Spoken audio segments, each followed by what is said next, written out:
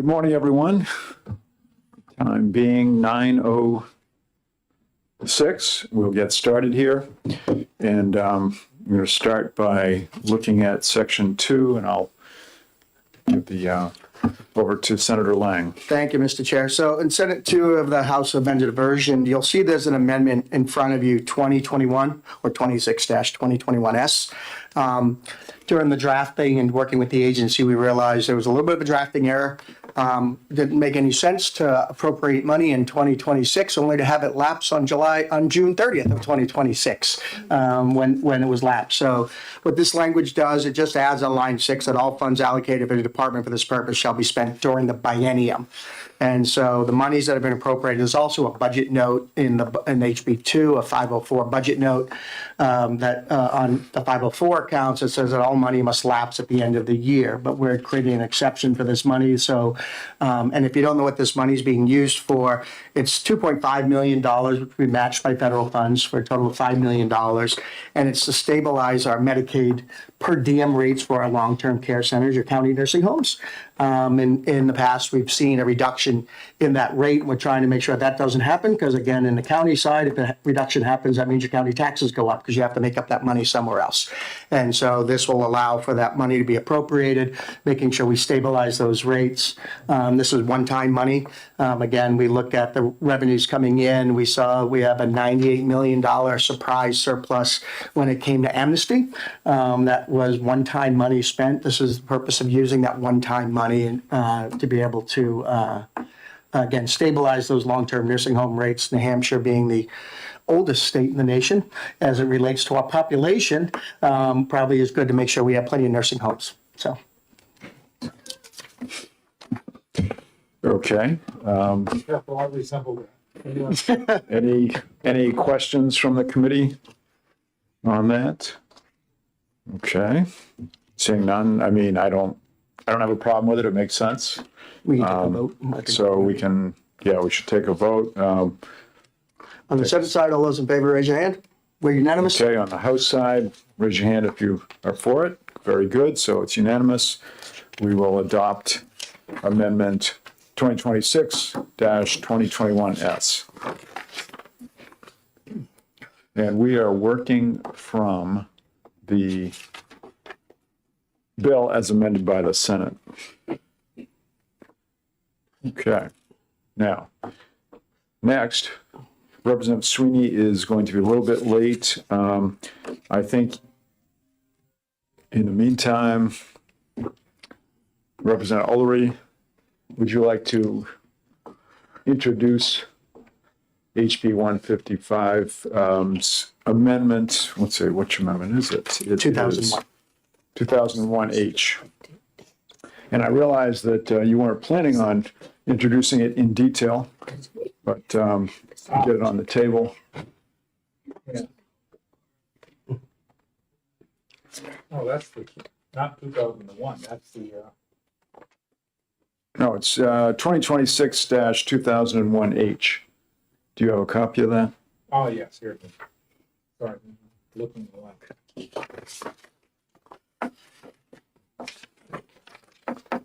I know Rep. Sweeney, when I talked to him this morning, he called me, said he had a newer, tighter version of the amendment. I just don't know if this is it or not. Okay, I don't know myself.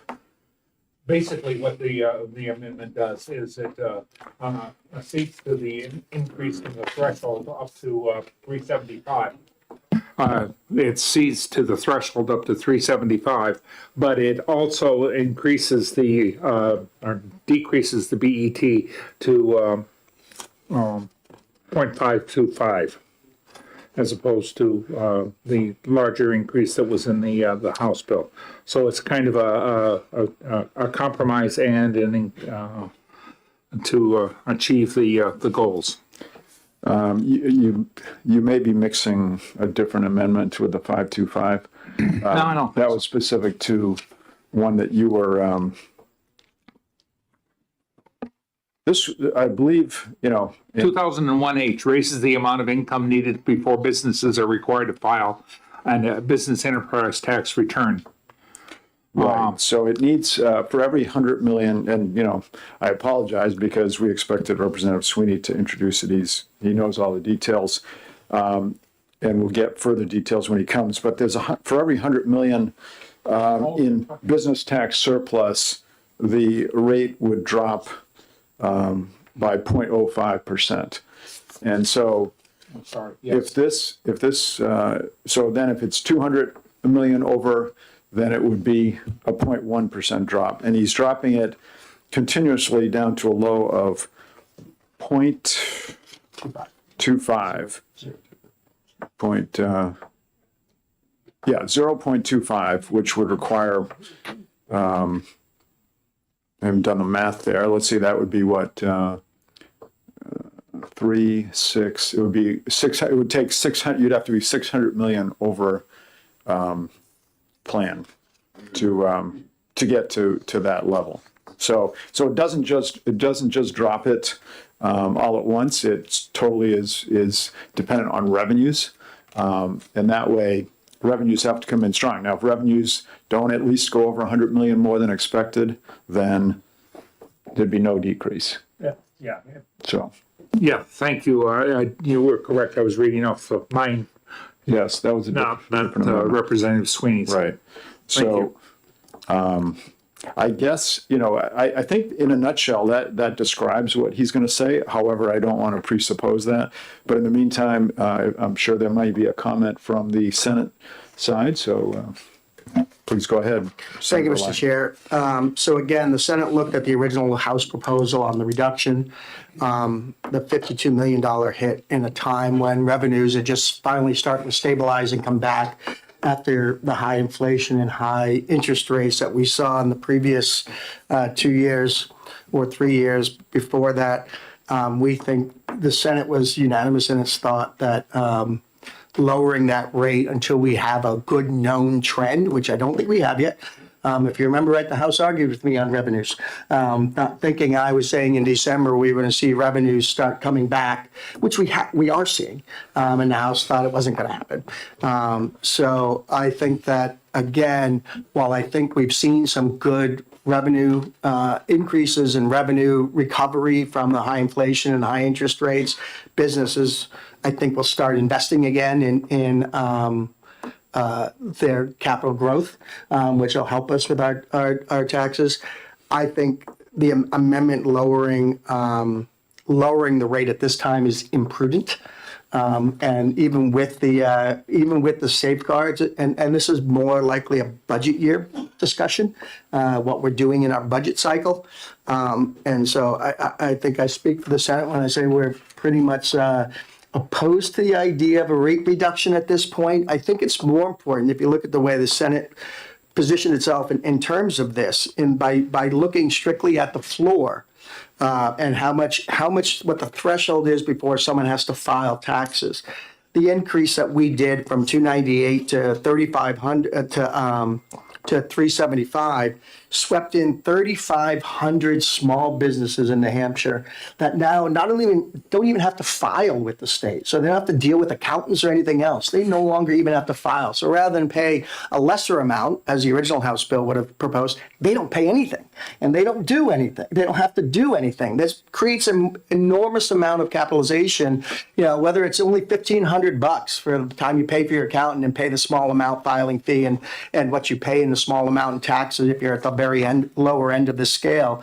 That makes a huge differences for small businesses.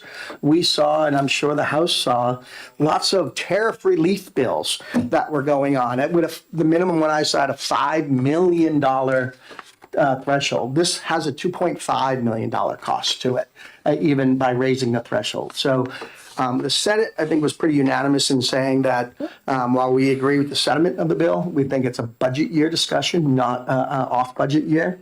And we think that looking at the threshold is the more appropriate way to provide tax relief to the people that truly need it. Those 1- and 2-man shops that are just trying to stay in business, and that extra $1,500 is going to make a difference to them. So that's the general Senate position, and I'll let my colleague to my left here, both politically and physically, see if she agrees. Well, there are plenty of things you and I agree on. I do, thank you. I do actually think it's a discussion for a budget year.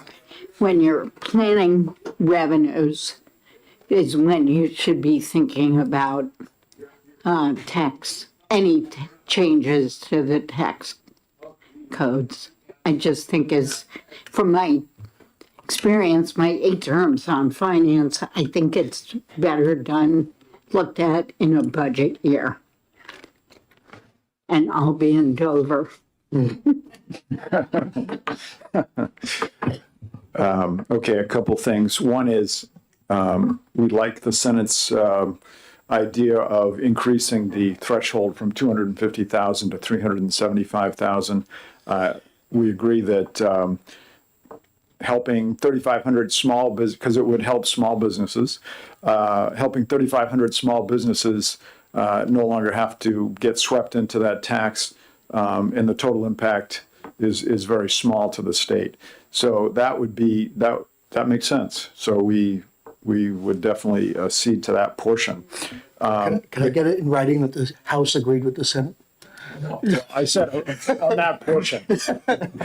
So, Mr. Chair. let me just say one other thing. So the other point I want to make is, obviously it's not a budget year, but the cost to this, what was on the fiscal note? I believe it was to go to from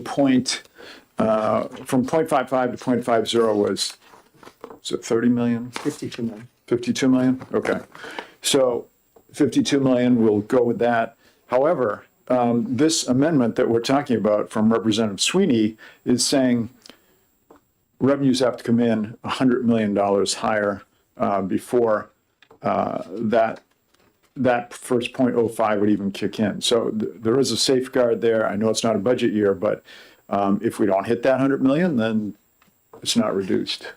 Representative Ulrich. Two things. Thank you, Mr. Chair.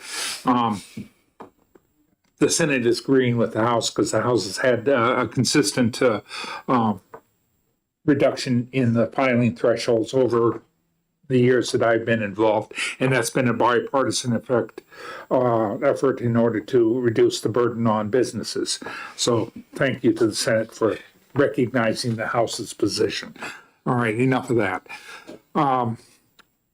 As to what the chair just said regarding the $100 million threshold for reduction, this is a movable threshold.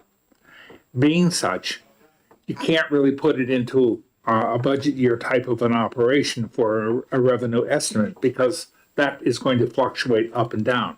Putting it into an off year, you're now taking into consideration the changes that take place regarding revenue increases. The House's position on the budget took into consideration that within the second quarter or third quarter, there was going to be an uptick. And the Senate has already acknowledged that uptick appears to be taking place. It's going to be slow, but there's a lot to recover from. So this, as the chair just said, this floating surplus threshold creates a minor, as some people call it, a cost. It's not a cost, but it's a minor effect on the revenues, but a major effect on the cost to do business in New Hampshire. So the idea to stimulate businesses, it needs to be both a threshold cap for the small businesses and relief for the larger businesses as well. That's why I think that this amendment should be acceded to by the Senate. Senator, I'm sure you have a response to that. Again, I think the Senate's going to be united in the discussion that this is a budget cycle year issue, that the Finance Committee should weigh in on these as well. You have a robust Finance Committee in the House that needs to have a discussion on this as well. Had that gone through the normal process, that's what would have happened, but that's not what we're doing. And so, again, I think I think it's the idea of reducing rates as compared to stimulating small businesses to grow faster is the right way to go. And so on its face right now, I don't think the Senate would accede to the House position on this amendment. I'm willing to concede and talk about some other changes we could do to make it more advantageous, but I don't think on the idea of moving the rate, the Senate's going to move. Okay, we're going to take a short break. We expect Representative Sweeney to arrive shortly, and One other comment I'll make is that we would potentially trigger it this year had this law been in effect, and it would have been because of one-time monies that had a surplus that all of a sudden showed up because we had the $98 million in business taxes that came in through the amnesty program that would have ended up sweeping up and triggering this effect when it related to those two business taxes. So again, and I'm not sure that we would have said that that trigger is what we intended, based on this amendment, it would have triggered though. And I'm concerned, we saw that, Jordan, when you and I were in Ways and Means, I think 2018, we saw $110 million surplus pop into the business taxes because of repatriation of funds back to the United States that President Trump put into the IRS code. And that would have triggered it was a one-time $110 million surplus that was generated. And again, we wouldn't have seen it in the following year, so we wouldn't have relied on those. We couldn't rely on those taxes. So I'm a little concerned that with a trigger like that, there are some legitimate issues relative to just in my 5 terms in the House and the Senate, where triggers potentially would have been hit that were one-time funds that wouldn't have shown long-term production. well, if you're worried about a trigger this year, we could push it out a year so that we don't hit that trigger. I'm just saying that in general, Mr. Chair, at least two out of the last 10 years, a trigger would have been triggered if this law was in effect to lower the rate, and it was on one-time funds that popped into our budget cycle. And I don't know that we want to lower rates based on one-time funds that pop in. Okay, so just to bring Representative Sweeney up to speed quickly here, we introduced it, we talked about it, and our summary was, and you can correct me if I'm wrong or add to it, the summary was for every $100 million we go over plan, there'd be a 0.05 decrease in the BET tax down to as low as 0.25. But 0.25 would mean you'd have to have like 600 million over or something like that. If there's, No, would you like to? that's a great summary of the amendment. I was listening in the car on the drive up to the YouTube Good. stream to Okay, hear the great. discussion. A few points, and I think to the senator's last point about this budget this year would have triggered the resulting reduction. I'm flexible on the effective date, so we can make it so it's carved out so that this is a future reduction that doesn't include the tax amnesty year, or we actually carve out tax amnesty. So if we want to work on this a little bit more to absolutely clearly carve out tax amnesty from the business profits and business enterprise tax surplus that is being calculated here, I'd be flexible on that as an individual. I think it sends the right message to set up this tax cut. I mean, we've seen trigger language work before. When Governor Sununu in 2019 wanted to cut taxes, but the legislature didn't want to cut taxes, they introduced a similar trigger mechanism that used percentages of the revenue projections, not a hard static number. And we even met those percentages of revenue growth even during the COVID-19 pandemic. So it's something that I think that has been a tested model in New Hampshire to introduce triggers, even in uncertain economic times, and in other states too, as they're looking to, other states that have the unfortunate realities of having income taxes are using triggers today to phase out their income tax over time.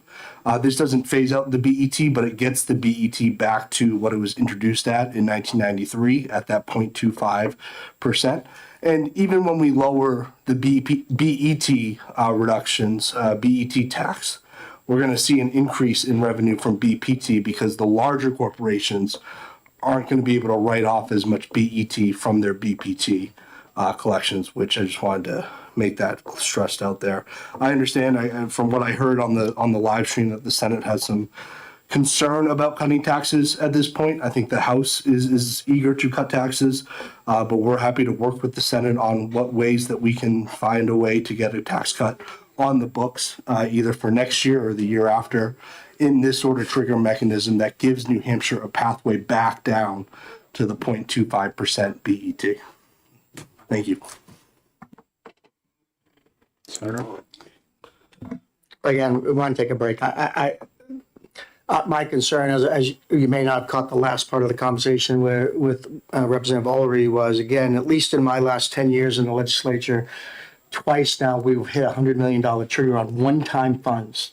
That happened where one time it was first during President Trump's first year when he was in office, and he did the repatriation of cash back into the United States and gave businesses some breaks for doing that. It resulted in a $110 million surplus to the state of New Hampshire just because of that action at the federal level, which would trigger this, but we didn't see it the following year. Right? The following year was one-time funds, and we would hit that trigger. And then most recently, the amnesty program, we did $98 million of unplanned revenue came in. We only budgeted $5 million, came in at 103, right? So $98 million came in that we weren't expecting. That's on the positive side to the business enterprise tax that, again, would trigger this. But it's not a sustainable surplus when it was dealing with amnesty or the prior time when it was dealing with these repatriation of funds from overseas. Again, it wasn't a sustainable. It was a one-time, infusion of cash. And I'm concerned that we trigger a reduction in a time when we know that I'm not going to get that $103 million next year that we got this year for amnesty. It's not going to be there. And yet, and we could have potentially triggered for this year. So we can talk about what path you think you can do to put more safeguards in for the triggering of the reduction. But again, I think universally, I think the Senate we want to help the small businesses right now. I'd rather them pay no tax than less tax.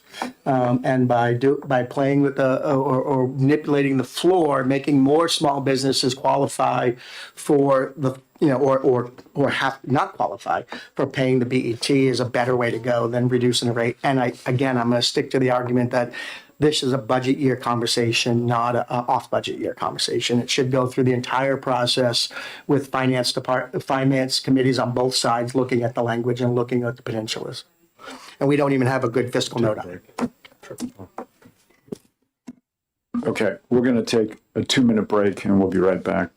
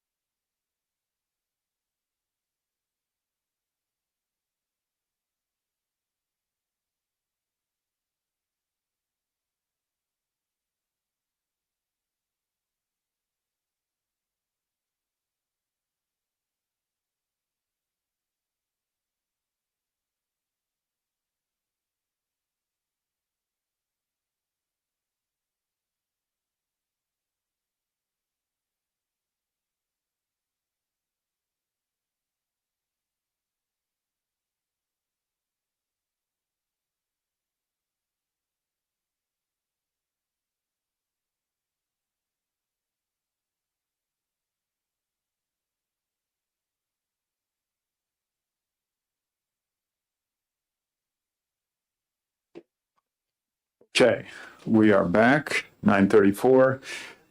Representative Sweeney, would you like to mention a new idea? Thank you, Mr. Chair. We would like to propose the same business tax trigger mechanism, but with an effective date of January 1st, 2028.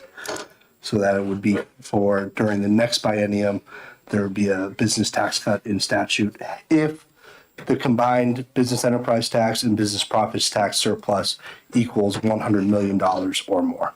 So same language in this amendment, just changing the effective date of the trigger mechanism only to January 1st, 2028. Where right now it's January 1st, 2027. Yeah, okay. Senator Lang?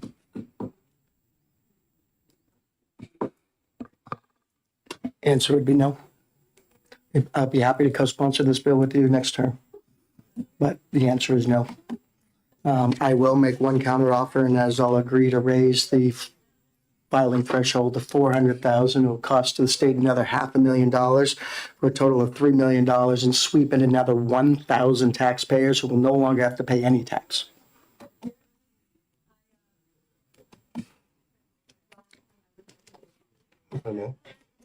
So just speaking for myself, I'd raise the threshold with you to any amount. If you want to go 400,000, if you want to go $500,000, I think the House is comfortable with raising the threshold to any amount. But we also want to make sure that we see some sort of pathway towards a future business enterprise tax cut that all taxpayers will see. So I think at this point, we might have to break and have some other conversations and come back at a later time. So let me just ask a question to Senator Lang. So changing the effective date to January 1st, 2028, while you do have some concerns, that would be before the next budget cycle starts. And therefore, if there's a problem, it could be dealt with at that time. Or the bill can be introduced next year and it can be dealt with then. Same thing, it doesn't take effect. So the bill, and I offered to co-sponsor the bill with the representative. Okay, then at this point, I think we will break until, how does 10 o'clock tomorrow morning sound? Well, Mr. Chair, I think we have a few more bills unless you have a significantly different proposal. I'm pretty sure we are where we are. I'm not sure what the other proposal would look like. If Representative Sweeney wants to chat, we can. My recommendations, why don't we come back at 1 o'clock? And you can work on it for the next 3 hours, 3.5 hours. I'm here all day, so I don't care. I got 23 committees of conference. How's, We have scheduled conference on our end for this afternoon, so tomorrow at 10 is our best. Sure. I have to look again. I have 23 committees of conference. I have a full day tomorrow as well as today. This is my stack just for today. well, should we- I don't know if 10 o'clock will work or not. You didn't have to amend that many bills? You can just accede to the Senate position. should we- It's easy. It's all other- in your control. The other option would be, is 10 o'clock Thursday better for you? I just don't know what my schedule. Okay. Let me just look and see if it's on. your Thursday's calendar. pretty light. For everybody. Yeah, I'm meeting with your friend, Mr. Representative Berry, and I have a committee of conference every 10 minutes, starting at 10 o'clock. How about Thursday at 10? No, that's what you, No, I was talking about Wednesday. Wednesday. I'm available in the afternoon. My last committee of conference report is 10:40 tomorrow. So if we want to do 11 o'clock Tomorrow. or 1 o'clock tomorrow. Right now, I have anything on Thursday. I'd rather keep it that way. Okay. Jordan, 11 o'clock tomorrow. It's fine. Mary? What? No, Doesn't work? I can't. 11 o'clock tomorrow. Oh, wait a minute. No, I thought you, I'm sorry. 11 o'clock Wednesday, 11 o'clock Wednesday. I'll make 11 o'clock tomorrow work. Okay, so we will break until 11 o'clock tomorrow. Tomorrow? Wednesday. Okay. Yeah. I'll just have to inform the clerk. All right, thank you. Thank you, everyone. Thank you.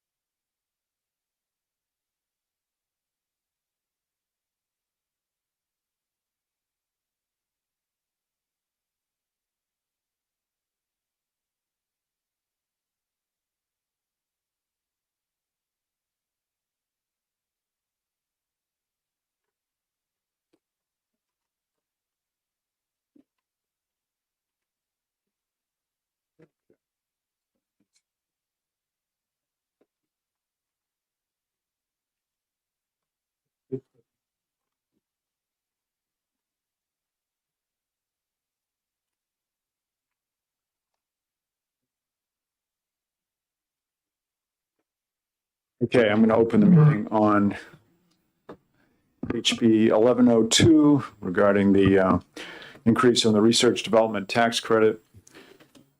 And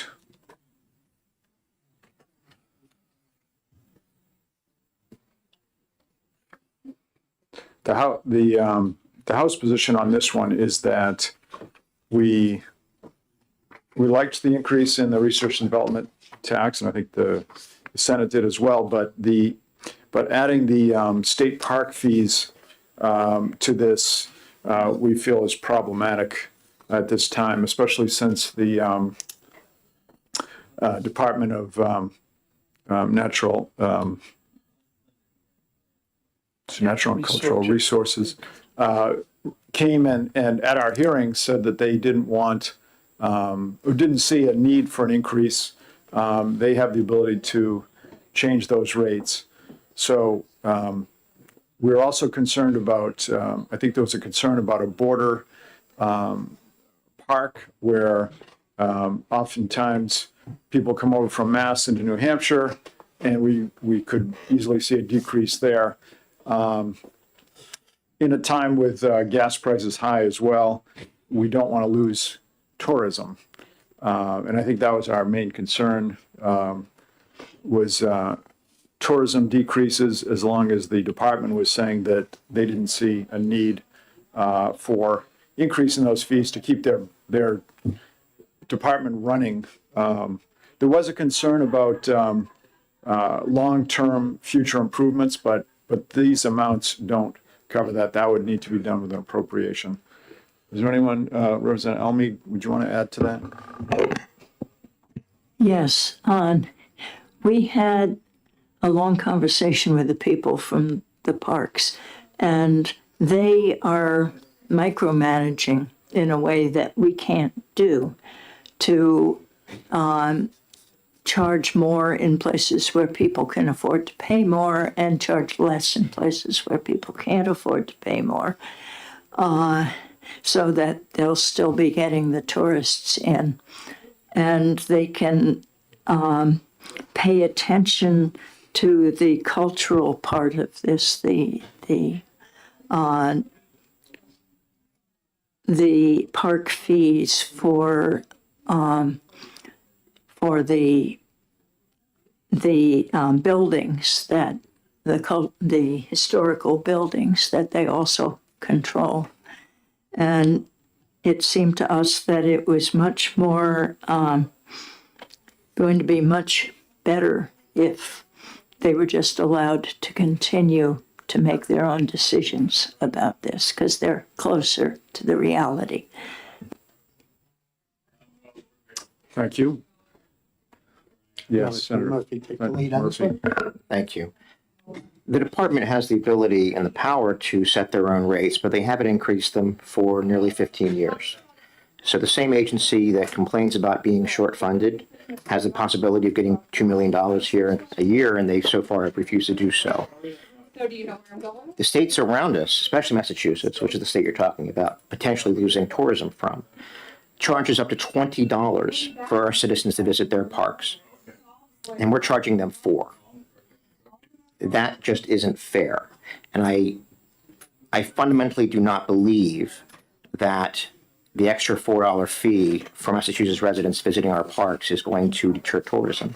They're going to spend more on gas money and tolls to get here than they will with the extra fee. So I think this is a matter of fairness. I'll be honest with you, Mr. Chairman, I didn't love the original bill as it came to us, and I agreed to vote for it with this condition, and it's really essential from my perspective. So I just think this is a matter of fairness. This is what other states are doing to our citizens. New Hampshire residents own these parks. They are entitled to a break compared to those that do not. And that's my position. Representative Ulrich. Thank you, Mr. Chair. I thank the senator for making reference to the increase, paying more in tolls and gas in order to get to our parks, with the exception of certain parks so that you can walk from one state to the other by taking one step. The question is, in consideration of that fact that that we've now presented to the in the transportation plan, an increase in tolls, including essentially 100% toll increase in the individual paying cash or pay by plate, who was a New Hampshire resident. We're also going to increase the parking fees for non-residents. The cumulative effect of this would seem to me to say, well, if I can go to Hampton Beach and it's going to cost me this much, why don't I just go and stay in Seabrook or some other more local area where it's going to cost me less? Did the Senate take that into consideration, sir? So thank you for the question. So yes, so the reality is that number one, we don't set the rates in this bill. We just make sure that the New Hampshire citizen pays less than the Mass citizen who shows up in our state. So they can lower the New Hampshire rate and raise the out-of-state rate to create an incremental income. There's no requirement here that they hold the rates and double it for out-of-state people. This still leaves the control of rates, but we set a standard that New Hampshire citizens are going to pay less than Massachusetts citizens that come and visit our state. They don't provide the business taxes here that well, they spend their money here, but the businesses in New Hampshire provide our general fund dollars. The idea is almost ridiculous that tourism is going to be affected. Again, if you had a $5 fee for New Hampshire state parks, we're still cheaper than Massachusetts for an out-of-state resident. And that revenue would come in at the time when the agency is deferring maintenance on their buildings because they don't have revenue streams for it. They haven't increased their rates since 2012. And yet are delaying their maintenance and their programs. If you've driven up some of the roads, I recently went up to Bear Brook State Park, that road needs work. But the state agency doesn't have the money to be able to fix the road going up, and the pavement is breaking as you drive up that road and cracking. And so how much before the roads get so bad that nobody decides to go there? And we see a different downturn of revenue. The point of this is that our agency should be looking at, first off, New Hampshire residents deserve a break, so they can lower the rates for New Hampshire, raise the rates for out of state. This is a reasonable ask. It's reasonable in any other shape or form. And the fact that they haven't done so since 2012 says that they need a nudge to do this. If I may clarify. Thank you, Mr. Chairman. Representative Ullery, I just want to be very clear here.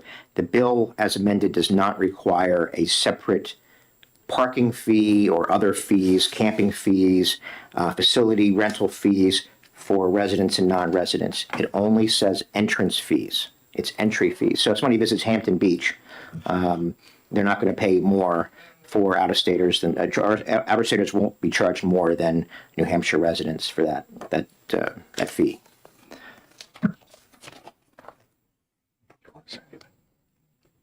You don't have to.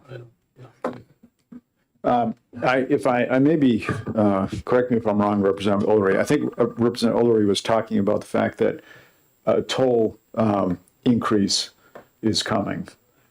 So he was just saying the toll increase and this together could be an impediment. Again, no one who's spending a $2,000 vacation week up here is going to change their vacation week because of a $35 add to their state park fee and an extra $1 on the toll. For a $36 on a $2,000 vacation in New Hampshire, I don't think it's changing anybody's mind. But that revenue does make a big difference to the state. But aren't you assuming that everyone coming over it's a vacation? It could just be a day at the park. Could be. And therefore, it could affect them.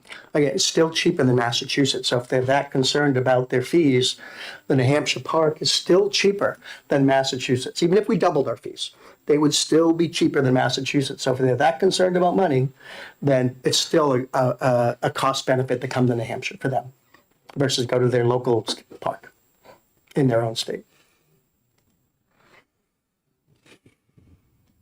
Anybody else?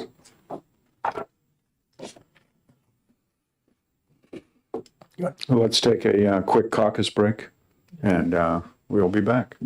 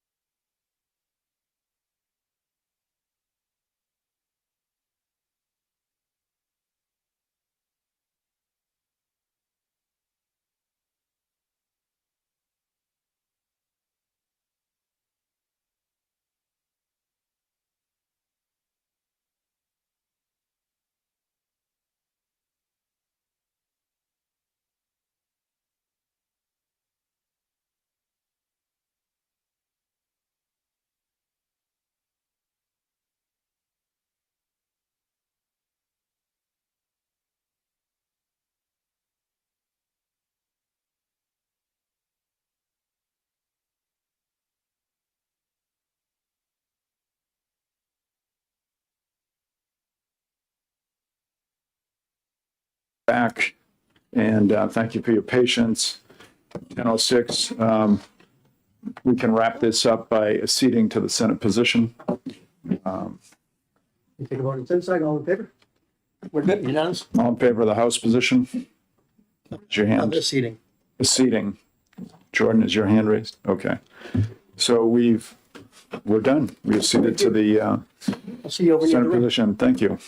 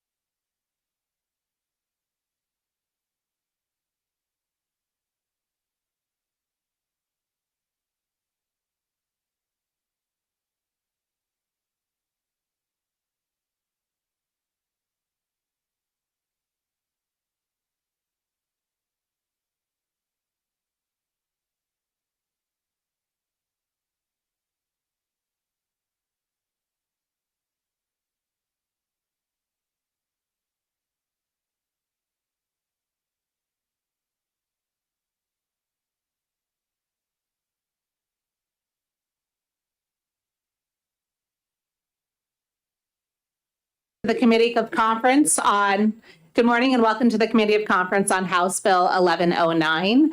We are here to find reconciliation between the House and Senate versions. I'd just like to run down from the side-by-side where the changes happened. The original bill as passed by the House was changed by the amendment on the floor. It changed it to add a few more details in Section 1. It added some more language around the collective bargaining agreements in Section 2 of that. And then it entirely changed the definition of employer from one that would include all of the state of New Hampshire and its political subdivisions as employers. And it then changed the employee from any of their employees to only those eligible for collective bargaining. Additionally, a section was added in order to move positions from Group 1 to Group 2 in the Department of Corrections. This is one that had appeared to be housekeeping to me at first. And then as I was looking to try and find some of the minutes from the New Hampshire Retirement System and the Board of Trustees, I was unable to find any. Additionally, in the retirement rules, it does require that there's an actuarial assessment, and the actuarial cost of changing employees needs to be paid by that employer. And so I still have some big questions about how that's handled at the retirement system, whether they've already been counted and add in the actuarial costs for these employees as Group 2, or if this would be an additional fee. I did get some information from the Department of Corrections, but I'd actually like to see if I can invite the Department of Corrections up to inform us a little bit more about this bill, where it came from, how it's been paid for, and exactly what's been happening to date for these employees. And thank you, Rep. Dargy.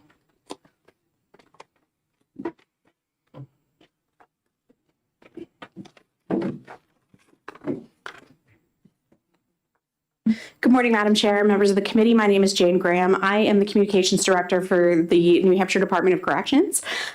This bill for us came out of an audit that Admin Services and DOP did out of their system.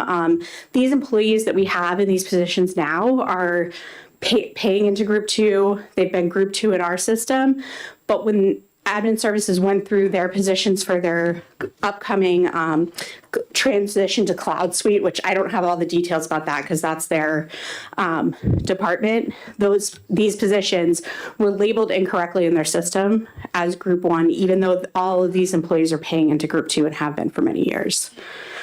So they said because there was an inconsistency, we had to fix it legislatively, and the retirement system agreed with that when we went to them.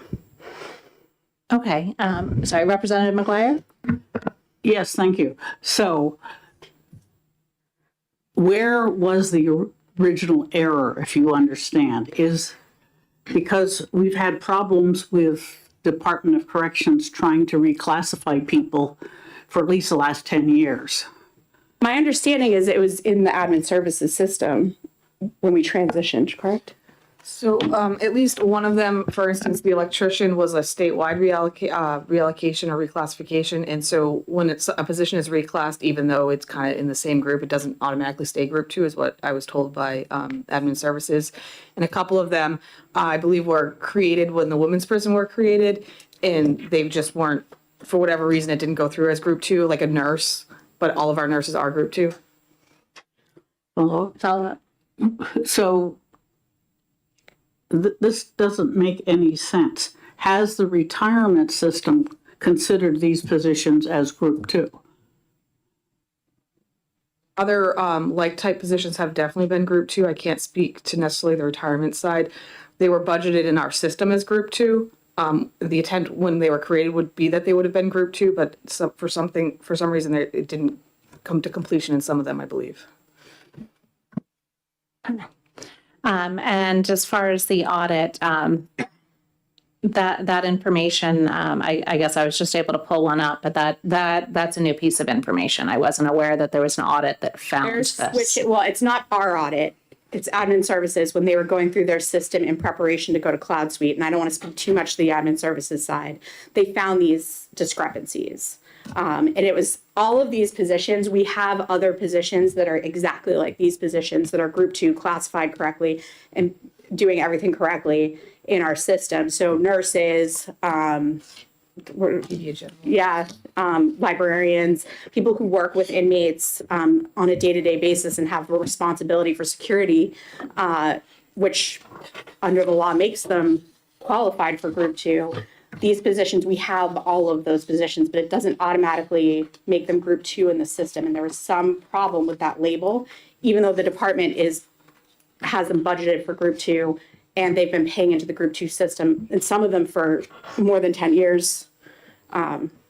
So we wouldn't have known it had that not happened. Okay, and then thank you. Just as a follow-up on that, it sounds that with the audit, they were not being treated by the retirement system as group 2, so they weren't being included in those actuarial reports? Or is that? I can't speak towards the retirement side. I don't have that information. Okay. I can only speak that our employees were paying into the retirement system as group 2. I can tell you that. Okay. So I feel like this is probably something that needs a fix, but we need to make sure that we understand this because there may be a significant appropriation if this was not accounted for correctly at the retirement system. Representative McGuire? I'm concerned about the basic idea that we have more than one list of positions. What is the master list of positions? Who owns it? Because it appears as though the Department of Corrections has a different list than administrative services. We have no information what the retirement system has. And how do you make a legislative fix if you don't know what you're fixing? Which of those databases is the database? Or do you have the problem of trying to keep two of them in sync? That I really don't have an answer for that. I'm not familiar enough with the DAS system and DOP to answer that question. Okay. Thank you. Are there other questions? So again, when I look at this, the fact that they've been paying into group 2 since they're hired, they've been classified, so the employees paying their portion, the state's budgeting and paying their portion of group 2. And the retirement system has been accepting the money from the state for group 2. I do view this as an administrative fix. I don't know whether they're included or not in their actuarial, but they're getting group 2 money. So I'm assuming in the retirement system, they're looking at as a group 2 employee. But my understanding was in this transition of going to the statewide system with Department of Administrative Services, the list that's in the Department of Administrative Services database wasn't accurate. And therefore, this is the legislative fix to allow them to change it. Otherwise, they can't. That was my understanding of the way of how this bill was presented.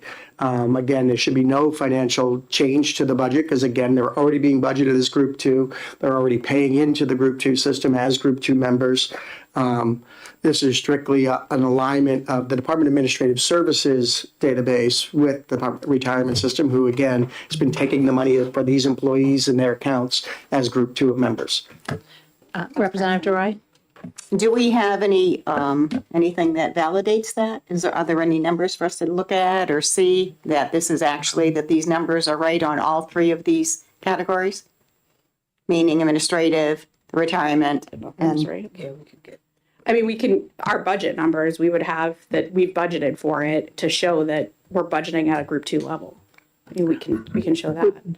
Do we have the retirement system saying these individuals in this position are classified as Group 2? Hello, I'm Jess Coron. I'm the Assistant Commissioner at the New Hampshire Department of Corrections.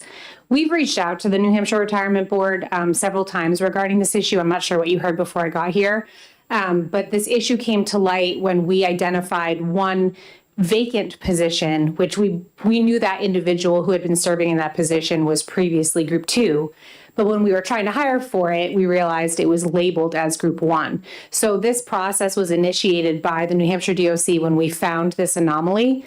And we worked with the Attorney General's office to liaise with the New Hampshire Retirement Board.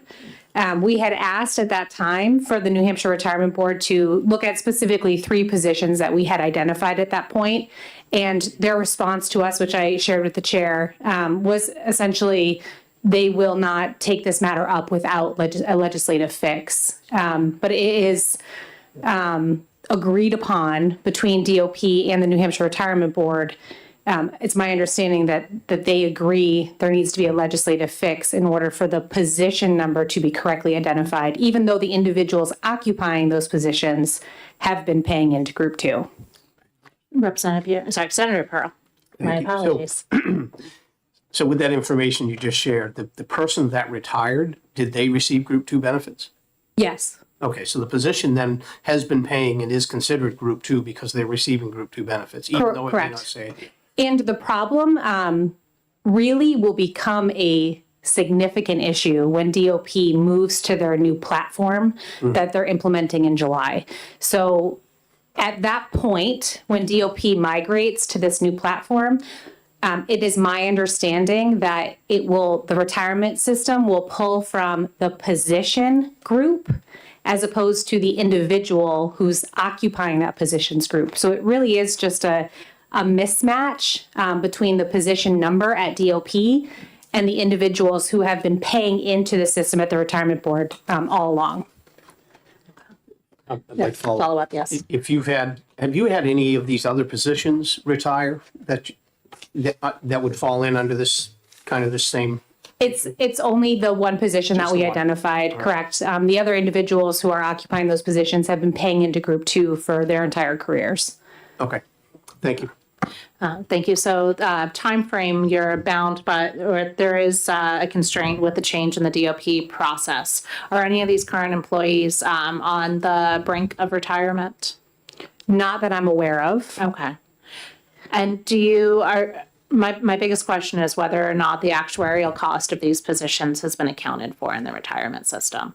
So that's the biggest remaining open loop that I have on this, because if they've been paying into it, if they've been treated, if actuarially they've been included in the calculations, that makes this a very easy yes.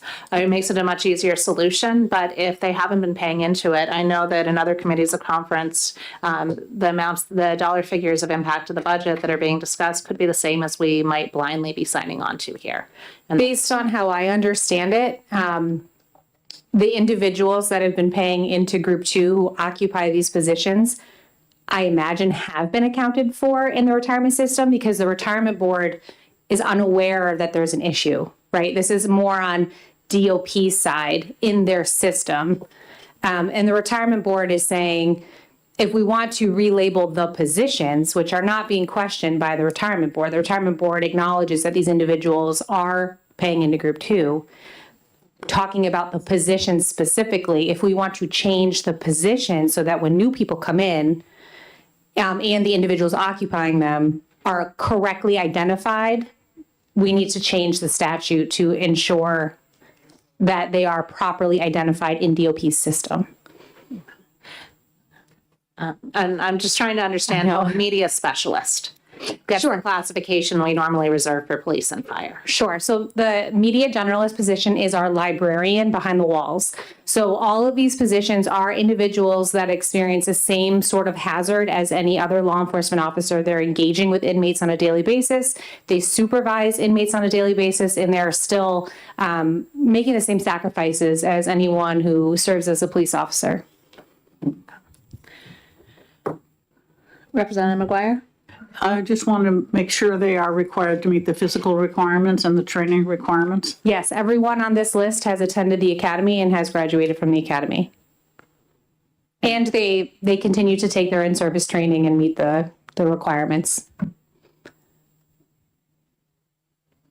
So I guess, thank you. Are there any other questions for the Department of Corrections? Anything, guys? Do you want to take? I spoke with Ms. Thing Kern looks, yeah. the other day Feel and uncomfortable. got the scoop. Madam Chair. Yes. I think probably the most telling piece we just come out of here was we had a person who was classified as Group 1 in the state system, and yet retirement paid him as a Group 2 employee. And if they did that, then it's obviously retirement system is calculating the retirement benefits of these people properly. Otherwise, they would have said, no, hold up. It doesn't matter what they've been paying into. they're not classified as a group one, they're classified as group one, we're not paying you as a group two employee. But so it's clear to me that the retirement system is collecting the money from these people on group two. They're paying out benefits based on group two. The retirement board is doing what they're supposed to do for these positions. The only question is the Department of Administrative's database needs a legal change in order to update it to be, in fact, exactly the way it's actually in practice working. Thank you. I'd probably narrow that statement. We know in the case of that one employee that they did not have a problem with that retirement. I would just want to make sure that it's not a challenge for any of these other positions and that it's not an unexpected cost. But with that, we'd like to have a House caucus, so we'll break for a moment.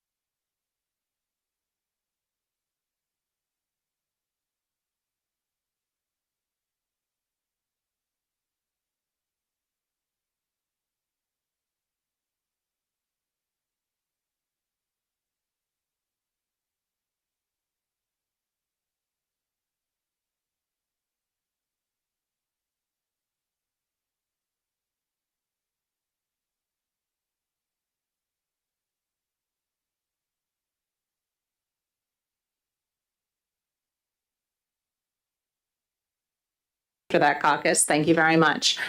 We still need to find more information to find out how it's being handled and what the system is coding. The fact that there's multiple databases is a problem. I'd like for us to recess. We'll come back if we get the clarity that we need so we can move forward. I think that it's an important change. It's something that's important, but we need to make sure we're doing this correctly. And we need to make sure that we're not maintaining multiple different lists of what positions are and how they're classified. Senator Pearl? If I may, what do you have in mind for a recess? I will just tell you that all of us are on multiple COCs and rescheduling is going to be challenging. We have, I don't know, what time do you guys have next one? My next one's 11, 2 at 2 p.m., 1 at 2:30 p.m. How long of a recess did you have in mind? Well, a recess would mean at least 24 hours as opposed to a break. We'd need that time in order to be able to talk to the most likely to be able to talk to the retirement system. If you prefer that, this is one where until we have that information, the House is not willing to accept that section of the Senate bill. And I assume that the passing that Senate bill is a requirement for the Senate. Would that be correct? That would be section of required. it? Yes. Okay. And that's why I would look to schedule something if we're able to come to an agreement so that we can schedule one at some point when we have a window of time in order to do this, if we're able to come back and say yes. Tomorrow, would you have time? What does your schedule look like tomorrow? If you might just give us a minute. So I think my last one tomorrow is scheduled for 11 p.m. I just did Cindy and I are on that one together. 11 a.m. rather. Sorry. So it happened to be in the afternoon. 1 p.m.? tomorrow. $1 over there. 1? Would 1 p.m. work? I have a conflict at 1. You have a conflict at 1. I have a conflict at 1. I'd suggest that I'd reach out to you to schedule another time if we have the information that we need. 11:30. Let me see where I I have. mean, we have to put you have 24-hour notice, so we need to get something on the calendar right away. Tomorrow we Let's see, tomorrow I do have an 11. Actually, tomorrow my 1 o'clock is actually clear. We have ours. Yes. Tomorrow at 1? Tomorrow 1? Tomorrow at 1. Good. Okay. Could we do tomorrow at 1? Yep. Okay. We'll So- agree to recess and Okay. reconvene tomorrow at 1 p.m. Okay, we'll meet Madam tomorrow Chair? at 1. Can we ask the agency to reach out to the Department of Retirement or Retirement Division and find out how they classify these employees again? We know DAS is wrong and we know their database is wrong, but we need to just validate that for actuarial analysis and other purposes that at the Department of Retirement, this doesn't change anything for them. We absolutely will do that. And I think I will also bring DOP along with us so the three of us are all together in the same room and can address all of your concerns. Thank you. And then with DOP, one of the big concerns with this is if we're locked in with this requirement in order to make this change now because they're programming the new change, if you could get me in contact with them, I'd just like to make sure that it's nimble enough that they're not going to be incurring a massive reprogramming cost if they change a position from group 1 to group 2 after it's locked. Okay, I think If you can that- pass the communication request. Sure, I absolutely can do that.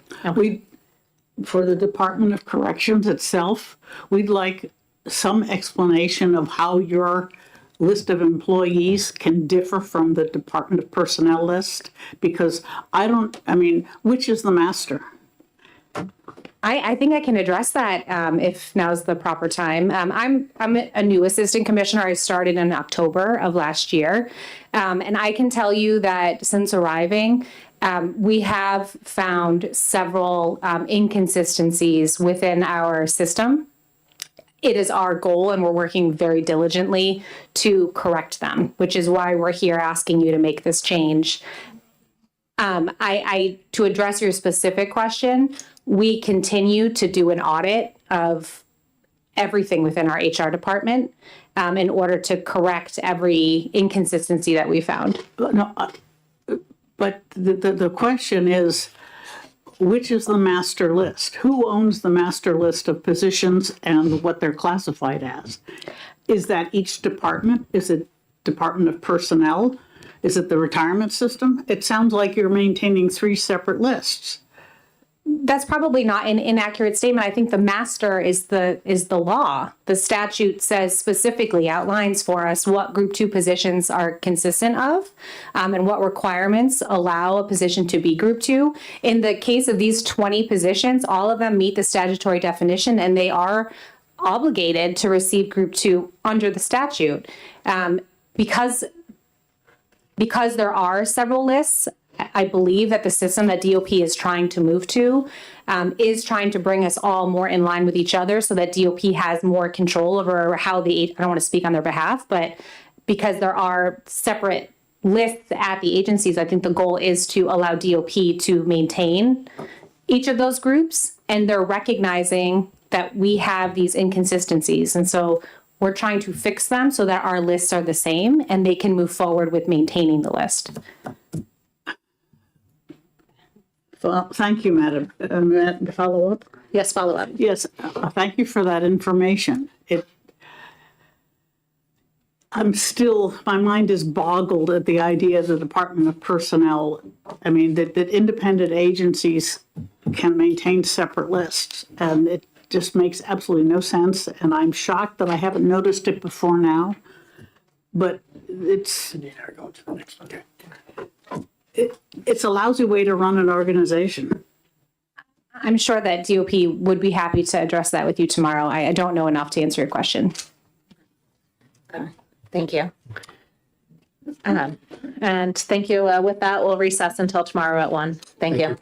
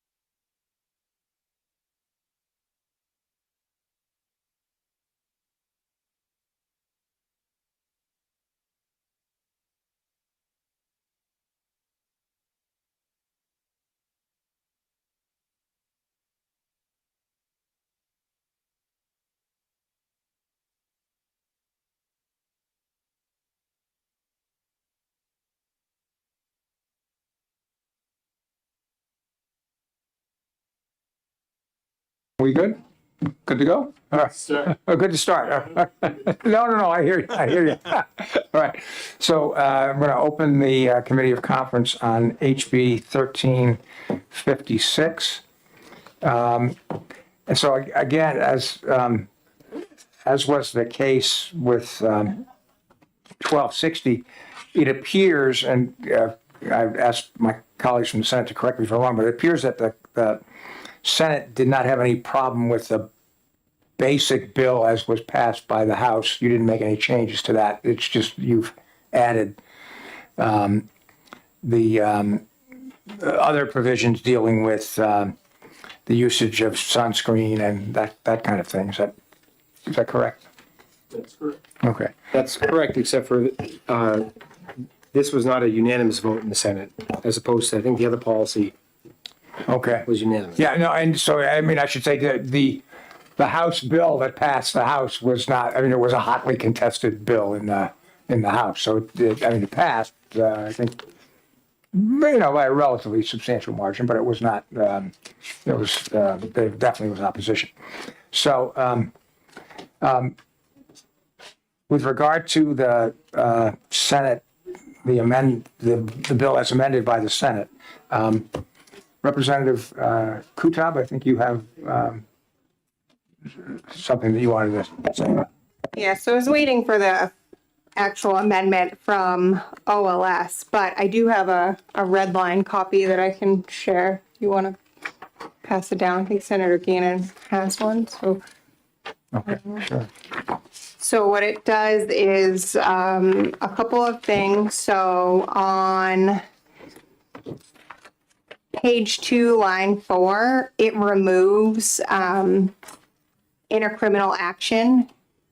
We don't give criminal immunity anywhere else in statute at all.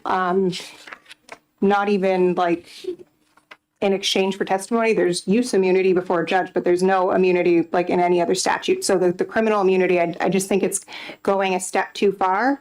I think, there's the potential, we do give, civil immunity, but for, EpiPens, inhalers, but in none of those do we give criminal immunity. So there's the potential of. We're just striking that section. And and then in the same thing in line 31. Does that mean if somebody inappropriately is like fondling a child, putting it on, that they're then immune? Like that's the concern. And then the last thing it does is. What was the other line number? I'm sorry. 31.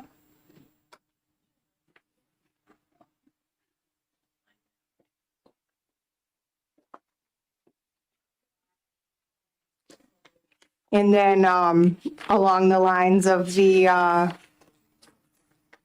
liability for schools here, adding in a section stating that they are liable by the negligence of a school district, chartered public school, or any employee or official thereof, which causes reasonably foreseeable harm to students within school facilities or while participating in school-sponsored activities. So in respect to the changes on line 31 in line 4, I don't have any issue with that. I think adding that section at the end on page 3,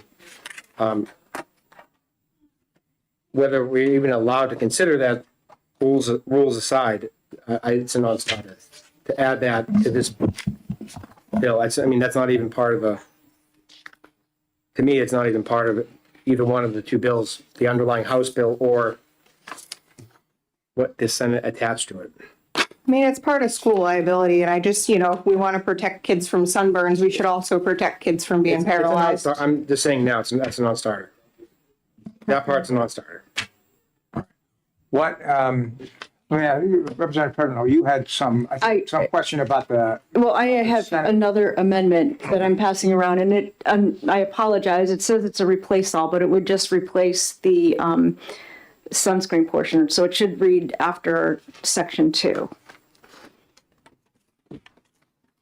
Because we heard this bill actually takes SB 432 and amends HB 1356 with SB 432. And that bill was ITL unanimously in the Education Policy Committee and was on consent as ITL in the House. So before we had heard that bill in the House, or after we heard the bill in the House, I did come up with a very restrictive amendment, and that's what I'm passing around here. And I would on line 9 strike in a criminal action to go along with what Representative Kutab said. But I know that the Department of Health and Human Services testified in both the House and the Senate that the camp portion is not necessary because that is addressed in their rules, HEC 4003, so the camp portion was not necessary. And the Education Policy Committee just didn't think that it was necessary to add all of the instruction, even if it was a may as opposed to a shall. And Mr. Chairman, if I could ask for a short break to review this with my colleagues. Of course, yes, absolutely. We'll take a break for 5-10 minutes or so. 5 minutes should be fine. Yeah, yeah.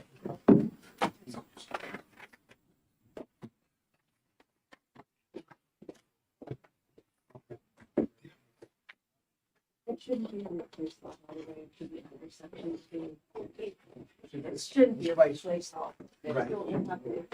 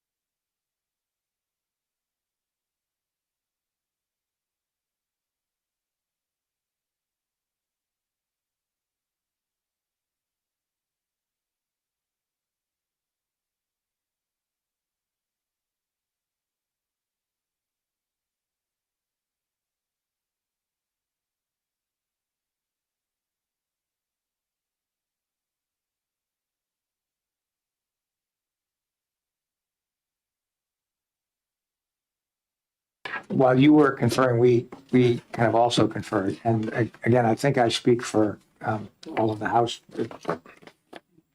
conferees, but if I'm misstating something, please don't hesitate to speak up. So I think here's where we are. We kind of think that the Senate amendment is really kind of unnecessary, that it doesn't really do very much, if anything. We would have been willing to go along with it if the Senate were willing to accede to the amendment was proposed, and you've said you're not, and we understand that. So I guess where we are now would be that we are not willing to just sort of accept the Senate amendment, and so we would propose to just pass the original bill as adopted by the House. When you say we rejected an amendment, are you referring to 2043 or the one that Representative Kutab presented? No, I'm sorry. I was referring to the one that Representative Kutab presented. Yeah. Okay, so this one's no longer in the conversation. Well, in our conversation, what I can tell you with the Senate amendment, and I'm talking not related to the House bill, there's some changes we would make to this. Okay. But to completely leave it out, right now, you need a doctor's note to go to school with sunscreen. Well, that's if that's how it's being enforced by that school, good for that school. But not every district's operating that way. All right, and okay. Well, Representative Petronel's committee heard the underlying bill, and I think. Do you want to speak to that? I will tell you this: if without some sunscreen in here, there's nothing. There's no bill. There's no bill. Okay, all right. No, so I think that's fine. I think that's okay with us. I would like to try to work something out if there is something to work out in regards to sunscreen. What I can tell you is the striking of the criminal action section, no objection to that. Okay. The finding section is always an easy one to axe because, again, that's just right. Unnecessary to its application in most, if not all, circumstances. Okay. And if you look at it as amended by the Senate on page 2, lines 12 to 19, although I would prefer to keep that language in, they may incorporate this into their instruction. I suppose they may do that anyway, but I would like to keep it in there so perhaps schools will be more comfortable to incorporate that into their instruction, but it's not necessary language, I guess, in the existence of the law. Okay.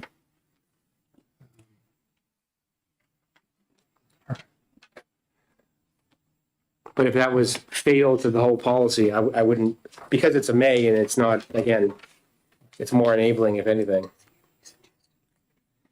So let me ask you this: is with regard to Representative Kutab's proposal, I mean, is there any? Is that just sort of off the table for you, for even with any suggested changes in language? I'm not even sure we're allowed to consider that. But that question aside, I mean, okay. It's not something we're going to discuss. That's a much larger policy that I think should have its own debate, and it has had its own debate. I think a lot of us worked hard trying to come in, even though we're all going in different directions. I think that policy will be back, and hopefully we'll start paddling in the same direction on that. But I think a lot of us who heard it for the first time, and I think that's the first time it's come up in my 7 or 8 years in Concord. What's the first time I've dealt with it? Yeah, so Senator Carson actually chaired a committee on it 5 years ago. But I wasn't on that. I'm just saying it's the first time I've really. So I say we really deep dived into it. So I don't think we're going to get that done. It wasn't something that was. The Senate wasn't settled for sure. The Senate's definitely not settled on that issue. I assure you of that. It's a much more complicated issue than the underlying bill and sunscreen, for that matter.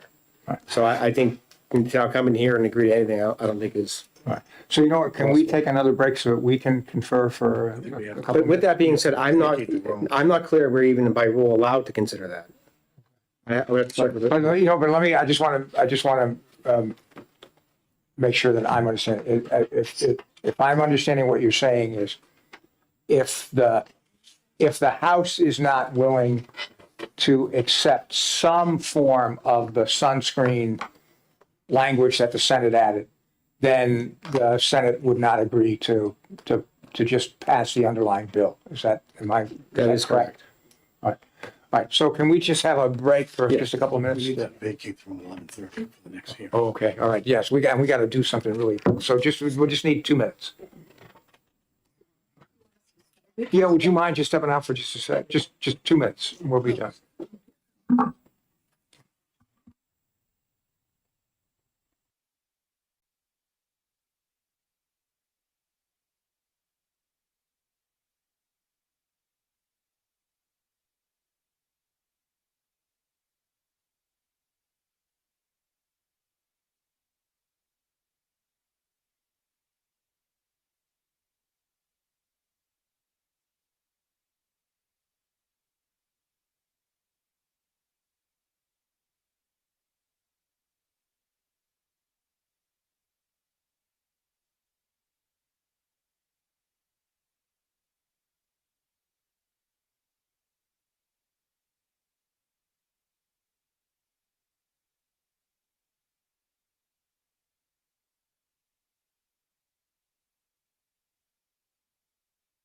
So I think we've had a chance to confer, so I think where we are unanimously is we would, we just, unfortunately, I think we just step away from the bill. And I think, I mean, I understand the Senate's position, don't get me wrong, but I think Representative Kutat has a pretty valid point that if you're, if we're willing to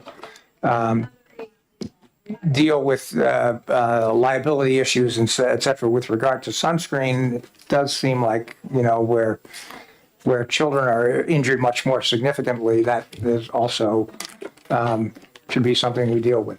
But I understand the Senate's position. I think we're just unable to. The problem with that, even if the three of us agree to that, I can assure you that, and I think it's both caucuses, correct me if I'm wrong, when we're all over the place on it, and we're trying to reel it in. So we're not going to be able to do that in a committee conference, especially if we haven't discussed that amongst ourselves in regards to. No, I hear you, but I think on balance, I think we just think it's better to, we're unable to come to agreement, but thank you. So Thank you.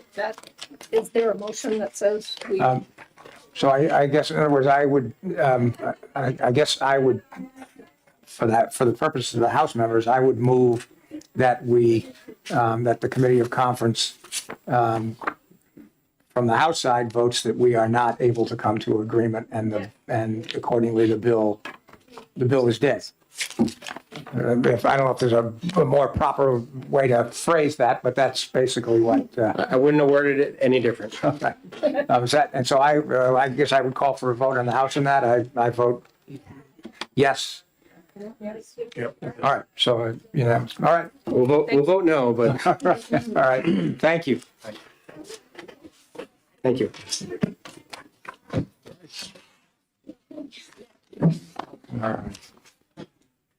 All right.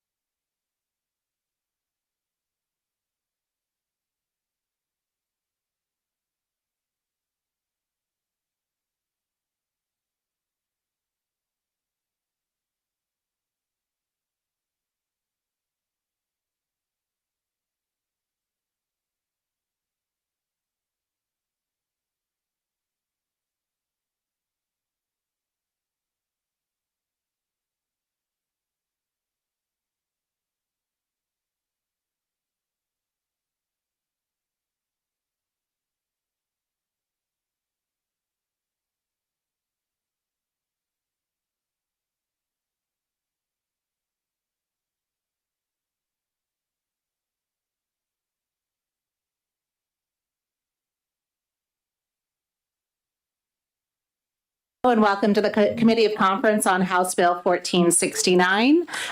This is a bill that is very important for the state of New Hampshire, and we're here today for just one small change. In this language, as it moved forward, there's nothing that would stop an LLC that has anonymous members from getting an establishment license, which is contrary to the intention of making sure that the bad guys can be held accountable. So I have an amendment here that would require the establishment license to go to an applicant who is a natural person if they don't hold a massage license. And I hope that would go both into Section 10 for the massage establishments, and it would go into Section 17 for the bodywork establishments. I hope that that's something that'll be acceptable to the committee. Is there any discussion? Sorry, Senator Pro? Well, thank you, Madam Chair, and thank you for bringing us here today. You know, the Senate took this issue with a lot of contemplation in our committee, and we spent many hours deciding how to move forward with this. We had some real concerns about putting the whole process in place. You know, as you know, with the ED&A on both the House and Senate side, excuse me, we've had a great commitment toward working toward making these, any type of licensure less onerous than it has been in the past. And this seemed to, in my perspective, sort of fly in the face of that. And so we worked long and hard with the various stakeholders to try and find a path forward. And I just concerned that are we creating a situation where we're making it even a little bit harder than we were? And I guess I'd like to have a little further explanation of why you feel a natural person is important to have here. Thank you. In my town, there are establishments that are opened up by LLCs that are not, do not have a transparent person who is responsible for them.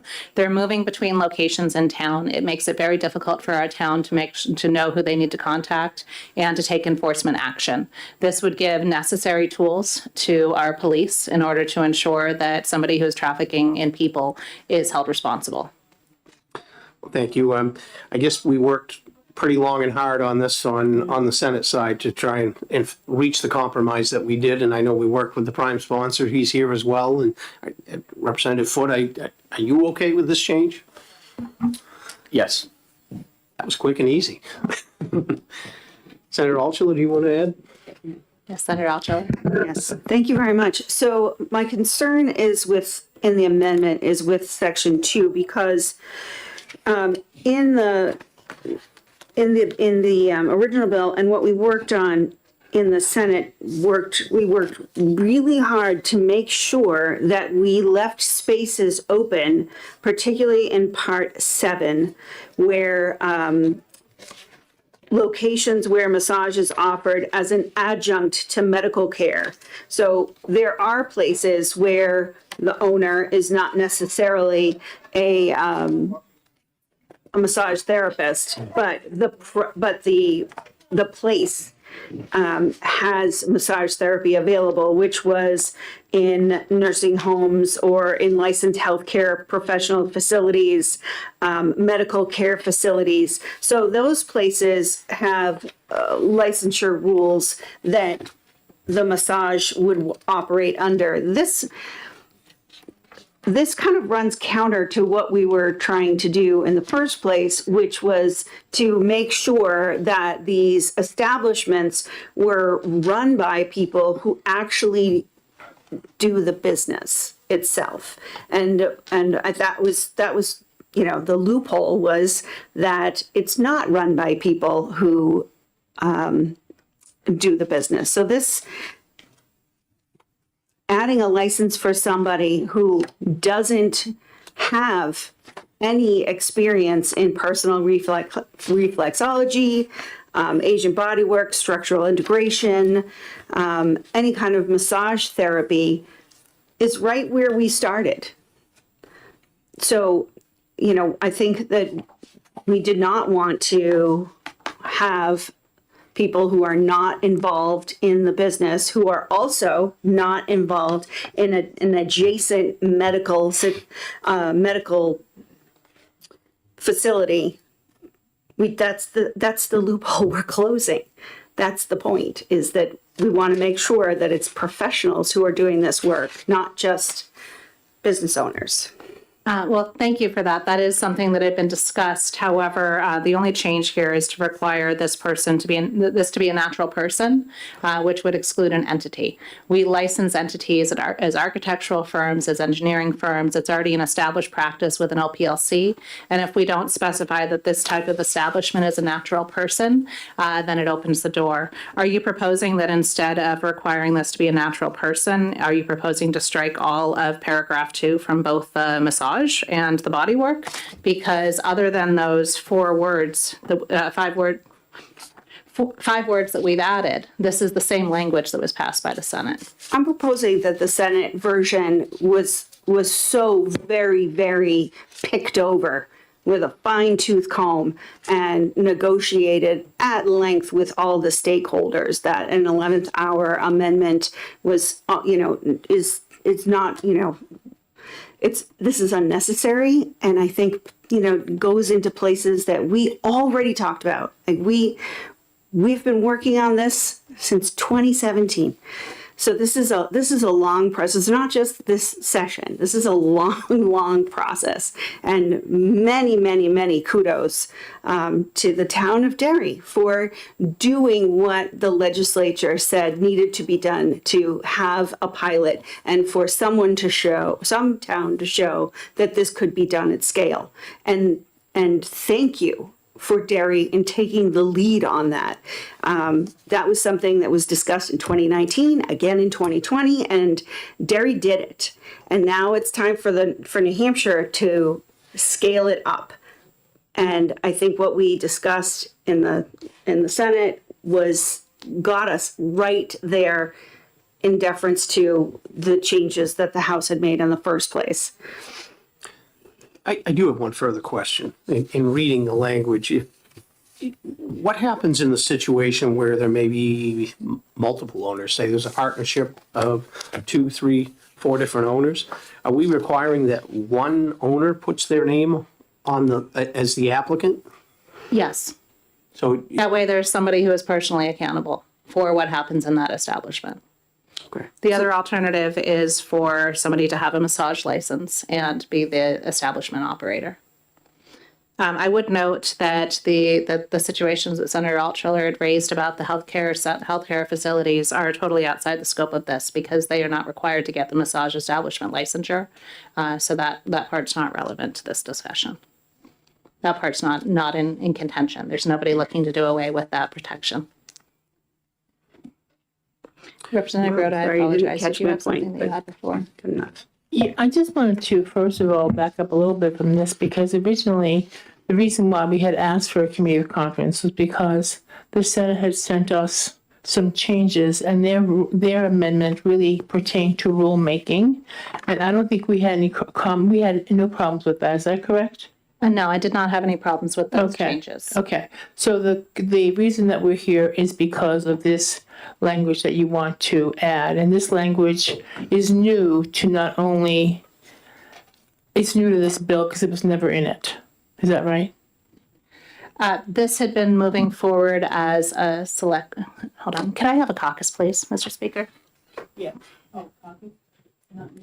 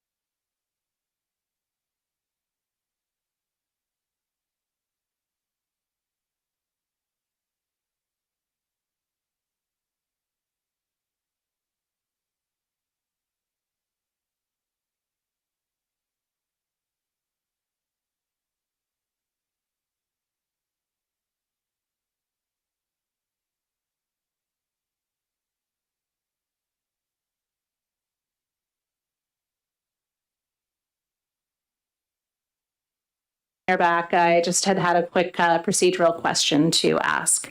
Yes, this is the change that we have. This is consistent with the general way that we've been moving forward, looking at this. We've had not only the two bills that have been moving forward, one of which is interim studied, which we're not discussing in this bill, but there's also been the Commission on Sex Trafficking in Illicit Massage Parlors. And there's been a lot of discussion there as well. A lot of discussion there about some of the ways that the bad actors are not able to be prosecuted.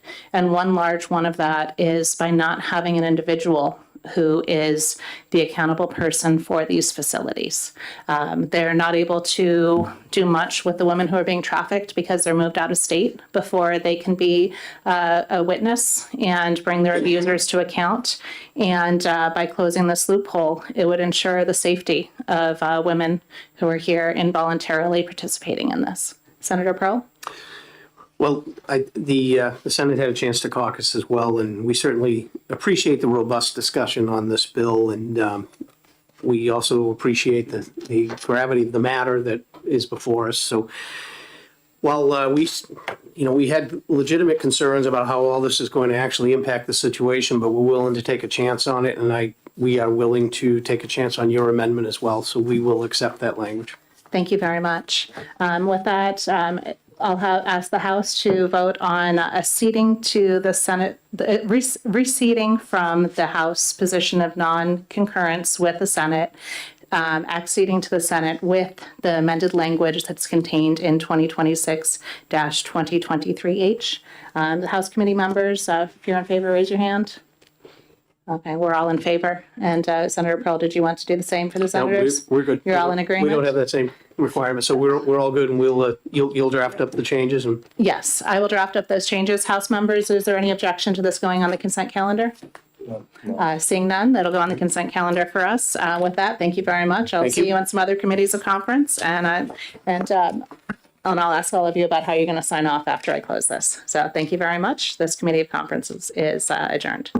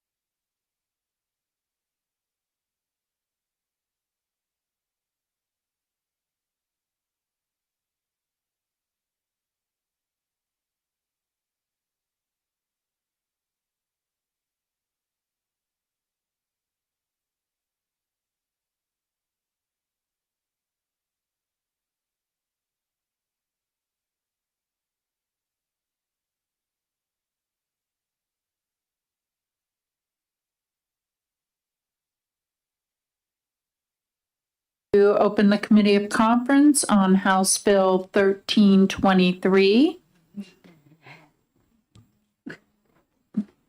Who wants to start? Senator Birdsall. Oh, thank you, Representative. When this bill was, we've attached 498, which is the wraparound program that we've been trying to pass for close to 5 years, so that we can at least take care of some of our the mental health of our children and their families. And I feel it's very important that we get this through the system. Which is why I attached it to the parental alienation, because that's something that everyone here can support as well. So I feel very strongly about that, and I'm sure the rest of us do as well. So, and I agree with you. I was actually going to do the floor speech in support of it, but the facts of the matter are that I don't have the votes to get it passed. As much as I tried, it just didn't happen. And it certainly wasn't a lack of effort. I was running around on the House floor that day like a crazy woman. But they're just not there. And I can appreciate that, and I appreciate your support of it. But the part of the debate was it's considered, the fee assessment is considered a tax. Well, when you think about it, the dock fee that we were sent, the battery fee we were sent, the dam maintenance fee, the paint tax, and there were over 200 increases in fees in the budget. This is nothing compared to some of these, as opposed to helping the mental health of our kids and our families in this state. And the fact that we're concerned about fees or taxes, the state is already spending $2.5 million a year, and over the past 10 years, it's been quite a bit of money that the state has paid for services that should be covered. They're worried about taxes. However, the fact that these kids are supposed to be covered under their own insurance, and they have to be taken off of that and put on Medicare, which is the state's responsibility, is unfathomable that we're requiring the state to cover these kids when they should be covered by their own health care insurance.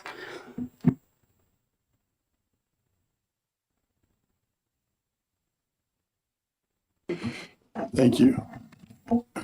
So I'm on the Commerce Committee, as is Leader Osborne, and we heard these debates coming through the House. We see there's very good intentions behind this effort, but there are some structural problems with the bill. And the fact that the House didn't approve this tax or fee, and we know that money bills have to originate in the House, that there's a danger if we leave it attached to these other two bills that it could be struck down on a technicality. So that's a logistical issue. It is being studied in House Commerce. The House voted to interim study it. And so we have the summer and we have September to come up with a solution that we can all get behind, potentially. So I think we want to stick to the House position. That's my personal opinion. And I can appreciate that. However, the reason I originally said that this was a concur or non-concur is because of that same debate that you just presented. Last year during the budget, we tried to put it into the budget, and we were told it could not come in because of that particular issue, which is, I'm surprised that you let it in as a committee of conference. So as far as I'm concerned, this is a fee, much like all the fees that you've put in, and this helps the mental health of our kids and our families. And I think making the healthcare industry pay for what they should be should be primary in our legislation.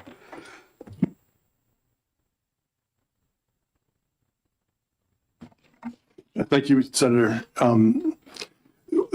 There's an issue also with the bill that it takes COVID era policy and puts it into statute. And some of us have concerns about the emergency things that were done during COVID.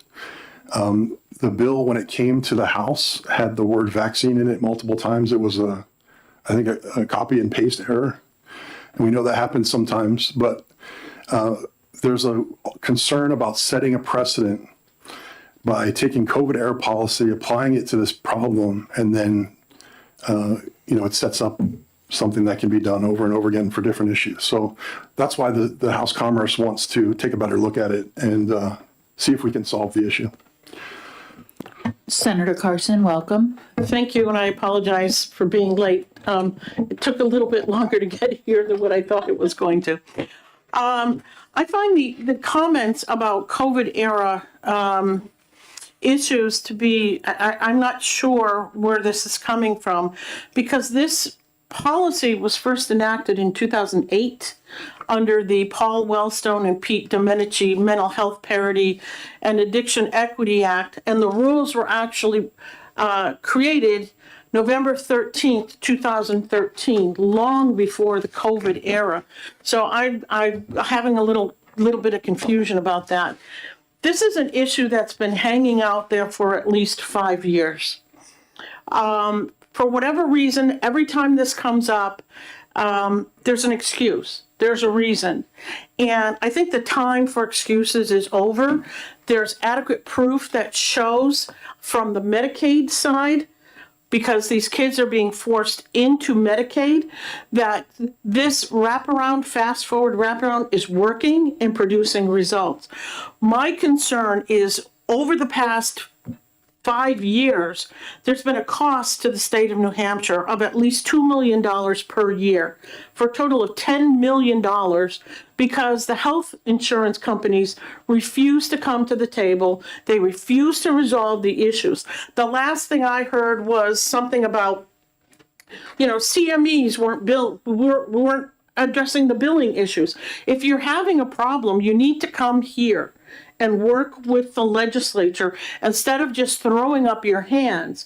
In the meantime, the state is paying insurance for kids that have private insurance. We know that this is a gap. This is a gap that exists, not because of something we've created. It's something because of the healthcare insurance companies. They don't want to pay for this. And so they've shunted it off to the state. Now, some of you sitting here at the table were present during our budget, and we knew that this year was going to be tough. I would have loved to have an extra $2 million in the budget and not have to pay for it. But the state, through this program, realizes how important it is for the mental health of kids. The only connection that I see with COVID is that we know coming out of COVID, a lot of children suffered mental health problems. That, to me, is the only connection. We must fix this. And what we've done is working. Now it's time for the insurance companies, the private insurance companies, to step up and have these kids who have private insurance and pay for it. And stop making excuses. It's been 5 years. That's unacceptable. That is completely unacceptable. And now we're being asked, well, we're going to wait another year or so and have it go through next year and wait until September to see what we can come up with. That's unacceptable. This should have been resolved years ago, and it hasn't been.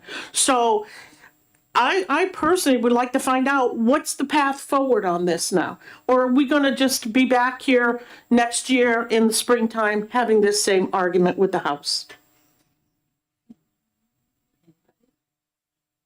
Representative Ammon, I don't want you to talk.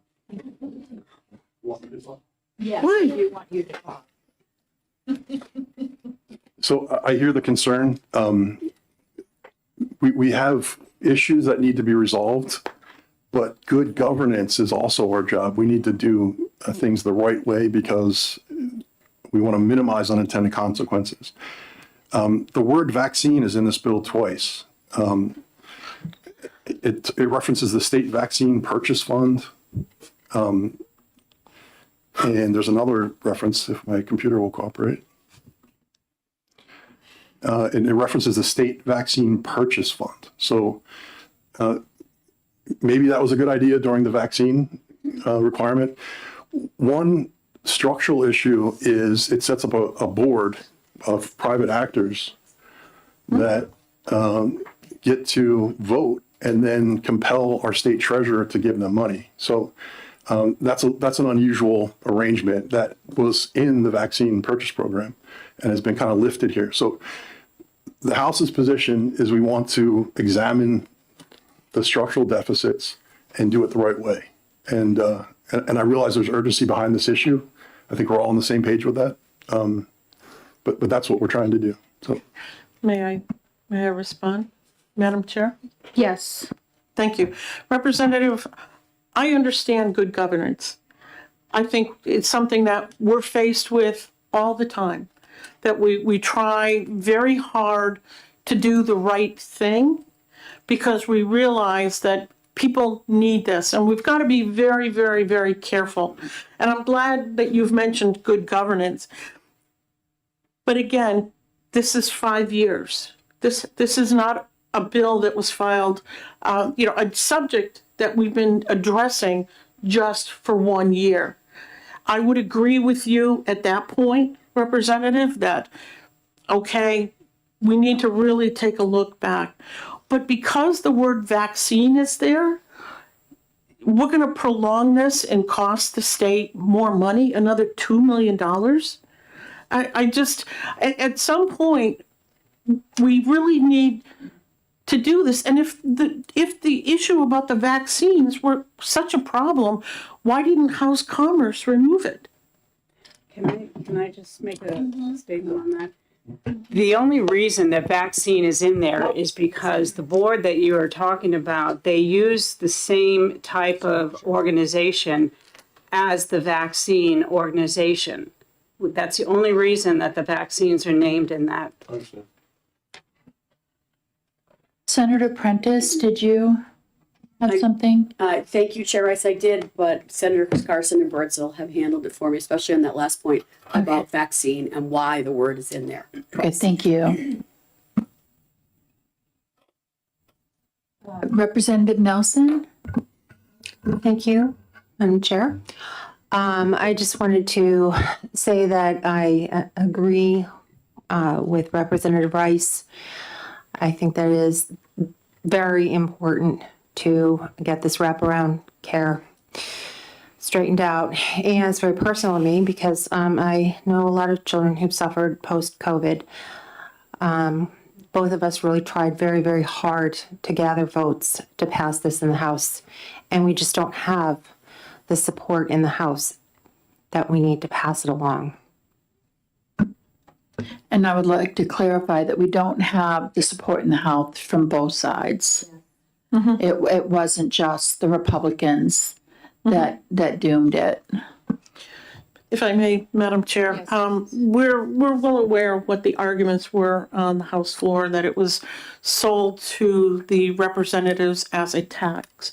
But it's kind of hard for us on the other side to look at this when a number of taxes were passed by the House.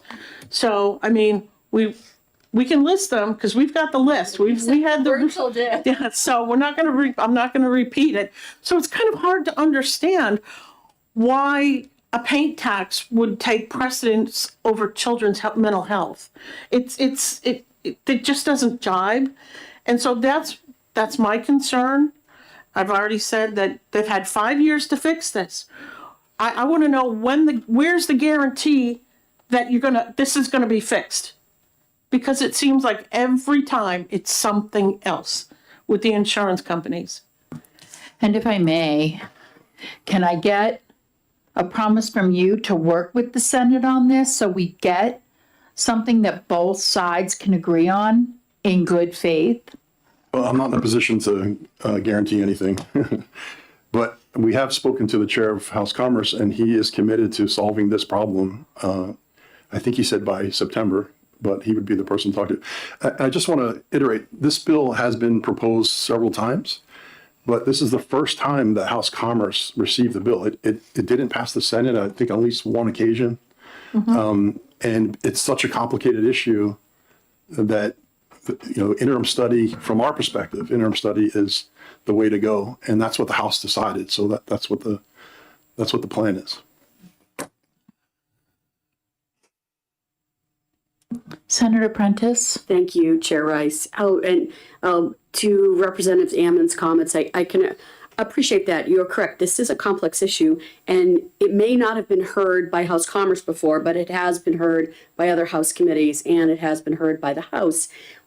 What you have before you is a different model that has been a successful delivery model for children and families in New Hampshire. Although it is related to vaccine, that is just the structure. It's not a pro-vaccine.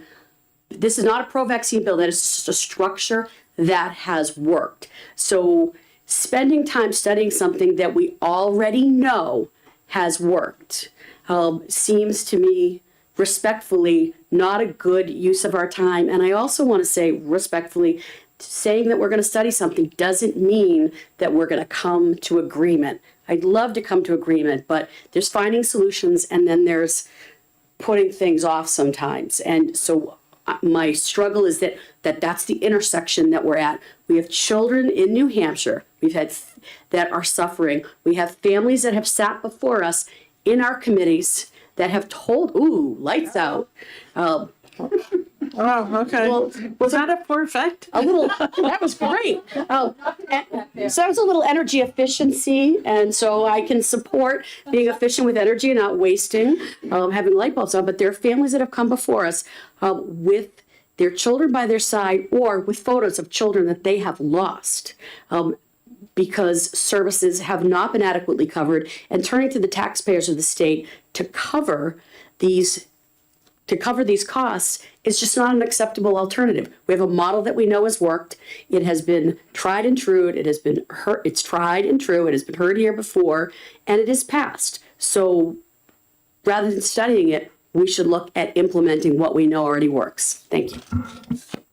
Okay, we're going to take a 5-minute break.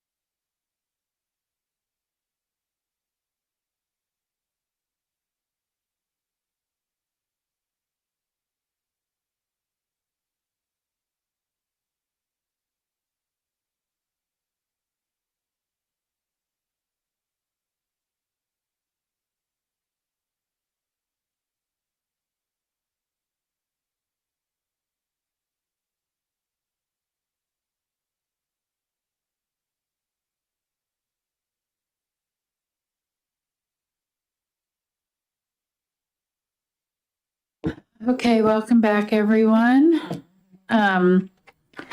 So I wanted to open by starting just to talk about the actual underlying bill, the parental alienation bill, and that was successfully passed through the House and the Senate, and it's so needed, and we're talking about children's mental health, and this is something that affects children's mental health every time. As you know, I have a stepson who was affected by parental alienation, and I've watched his how he just has no self-esteem, no trust, tremendous guilt. So I'm hoping we can come to some sort of an agreement somewhere so that at least that part of the bill does not die. Representative Nelson? Thank you, Madam Chair. Parental alienation is very serious, something that we need to address. Like Representative Rice said, it can cause a lot of harm to children, and it can destroy relationships with a parent who really wants to be a loving part of their lives.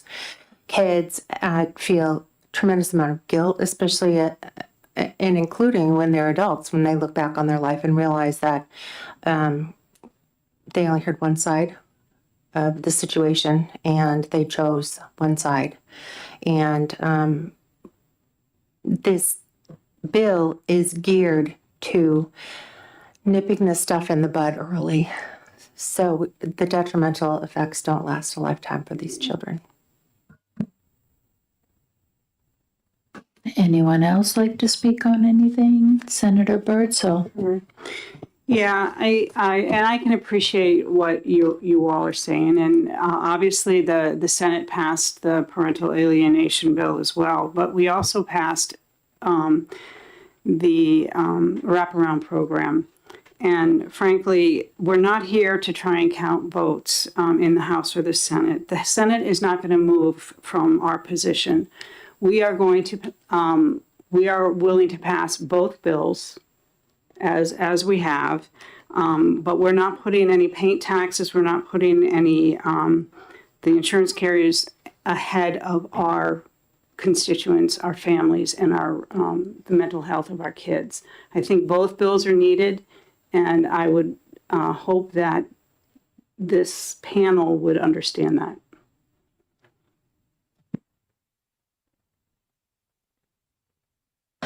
I understand it. So I think we're at an impasse. Thank you.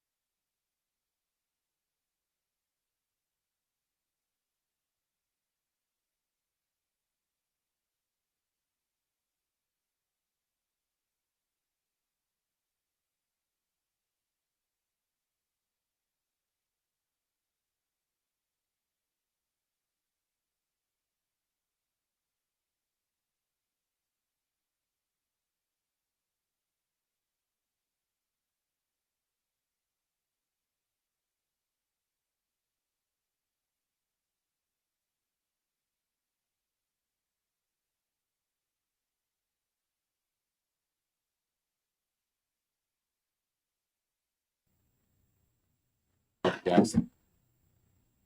Okay, I'm going to open the committee of conference on House Bill 1376. The underlying bill was relative to a parent's ability to raise their child in a manner consistent with the child's biological sex, and the Senate, in their infinite wisdom, added language that is relative to breast surgeries for minors. Senator Representative Nelson.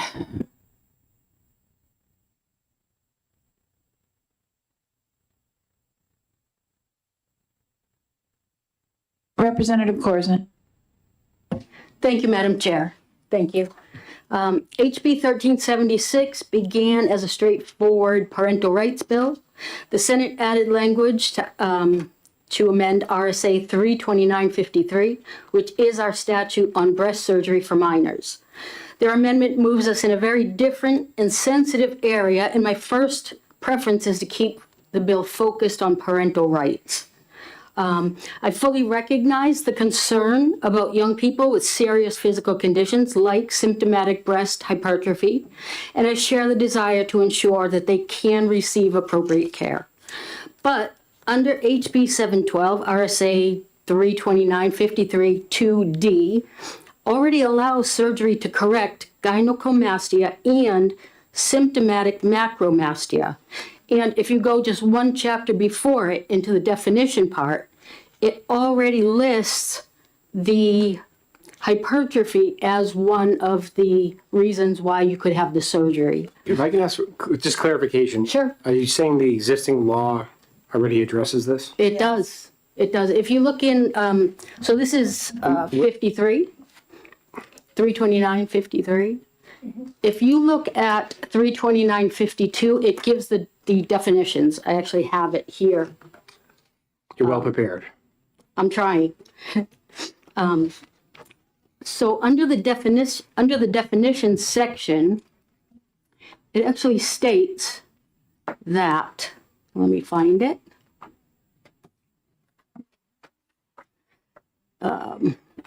That macromastia, which is labeled in section D, which is excessive development of breast tissue in biological females, includes juvenile hypertrophy of the breast and gigantomastia.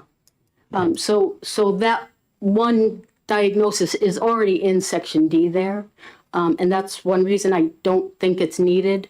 I did watch the Senate session on the bill, and it was misread, but it is in there.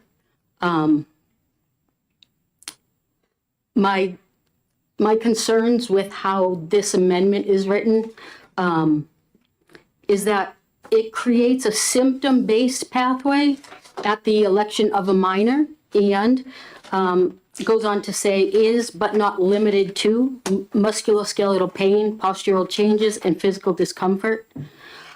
This is all at the election of the minor. Everything else in that section, A through E, is a symptom-based reason for why breast surgery would be needed. The language doesn't just open a door, but it does invite any creative lawyer or physician to be able to see how far they can push that language. I wouldn't know anything about that. Not at all. I assume. Representative Nelson.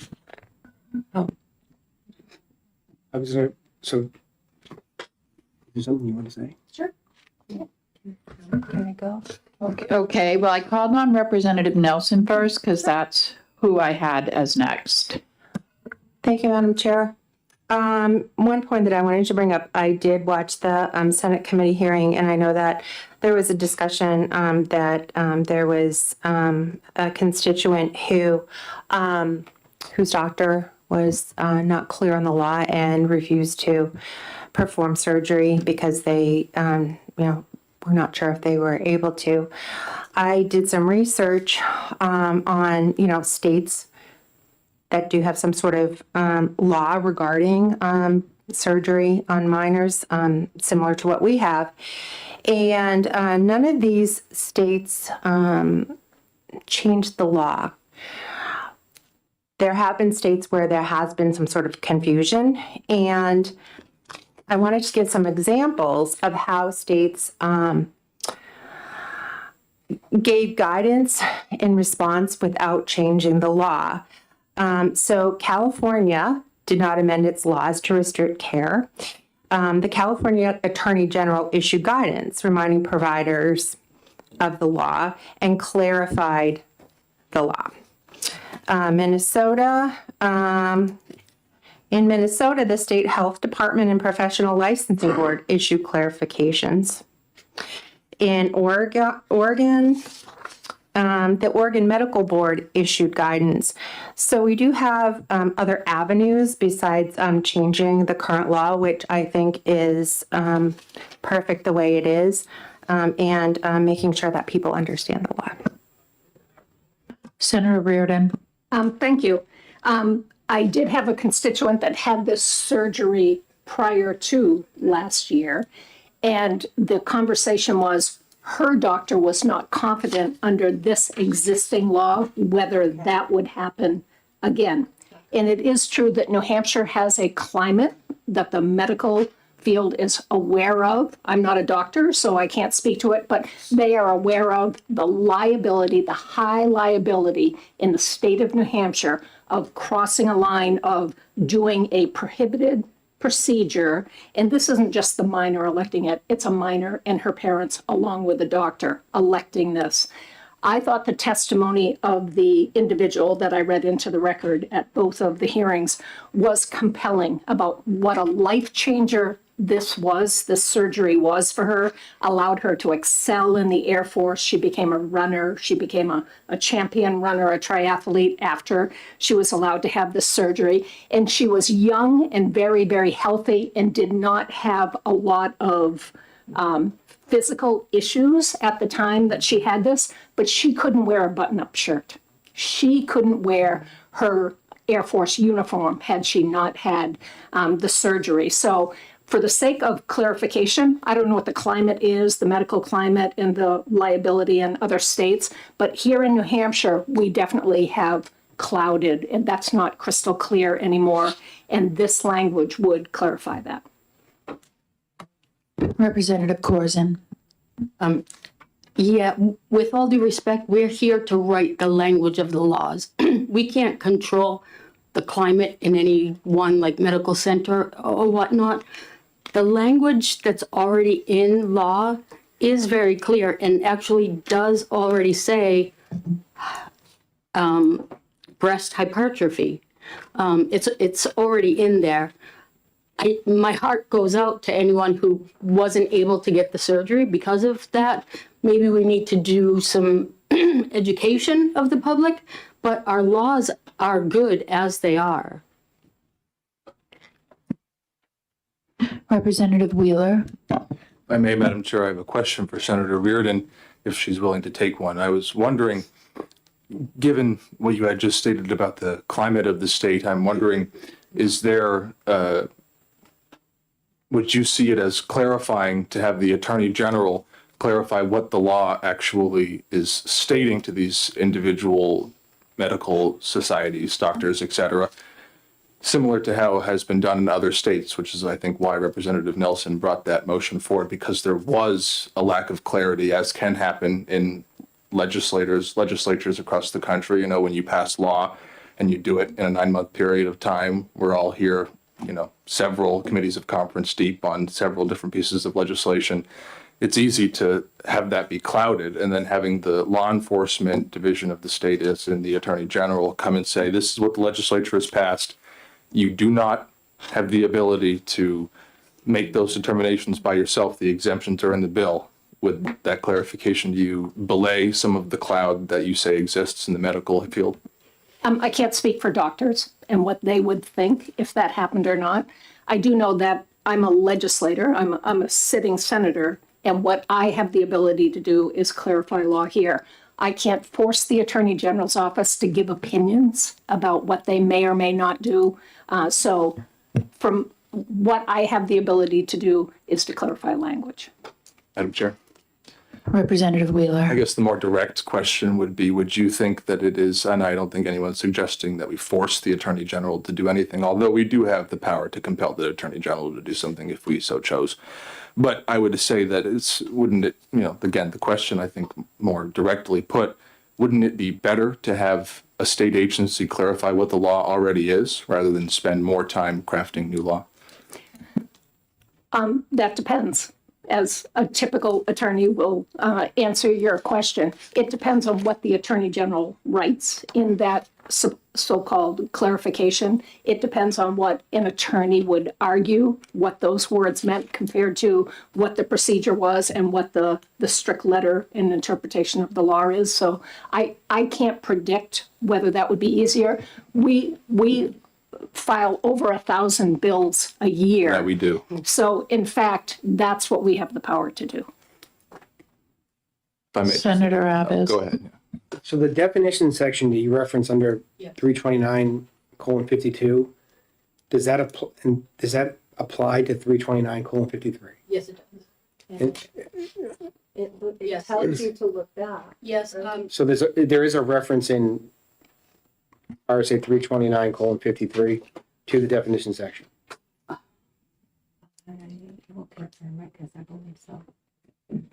I believe so. So the definition section where it stands in 52 lays right between 51, which is the intent of the bill, and then 53, which is where everything's spelled out. But I can check on that. I'm gonna check it. Okay, thank you. Yeah, sure. And if you don't mind, can we take a Sure. Do you need a break? like 2 minutes? 2-minute break. Would you like to see it, by the way? If there is a reference, that's all I'm asking. Well, it does say in this subdivision. Microsoft.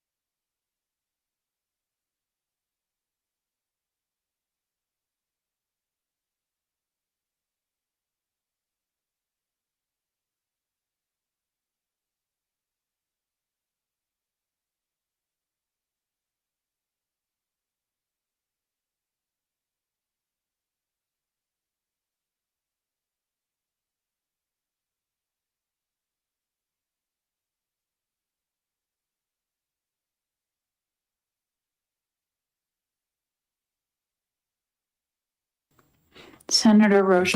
Thank you, Madam Chair. So I just want to thank the committee for the time that they've given us this afternoon in discussing some of these instances where physicians may not feel comfortable with a diagnosis. And the purpose of this bill was to provide a little more guidance for those physicians.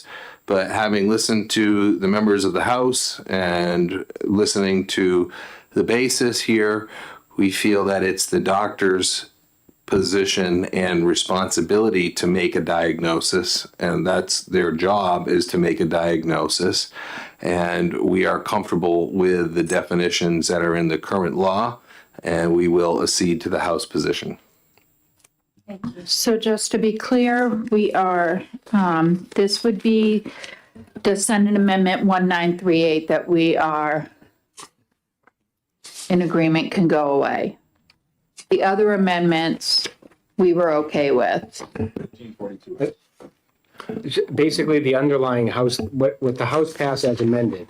Yes. That we heard. Yes, We will accede to that position. yes. But plus the Senate. Oh, plus there was another Senate It was a amendment. Senate amendment Of the original. 0865. Yes, That's the so House. we're that's the keeping House. that. The Senate is 1542S. Yeah, yes. We're keeping that. 1542S. I don't have that one, but you know what we're not to the underlying. Yes, exactly. Yes. And I do also want to comment, Senator Reardon will be replaced. Okay. All right, so, Right. And just to clarify, I think the definition section covered the issue expressly. Yeah. It does. So Right, that's why we didn't do that. Thank you very much. so the Senate has acceded to the House. no, yeah, Because we're keeping with the Senate. Yes, we accede to that. so we accede to the Senate but yet we're getting rid of, Correct. you know, We know. So we you know still- what I'm saying. still on. Moving 198, yes. Okay, good. Correct. we The done? motion would be Senate position with amendment. Senate position with amendment number, what was, 1542S. 1542S. Thank you. We're all set here. Thank you. Thank you.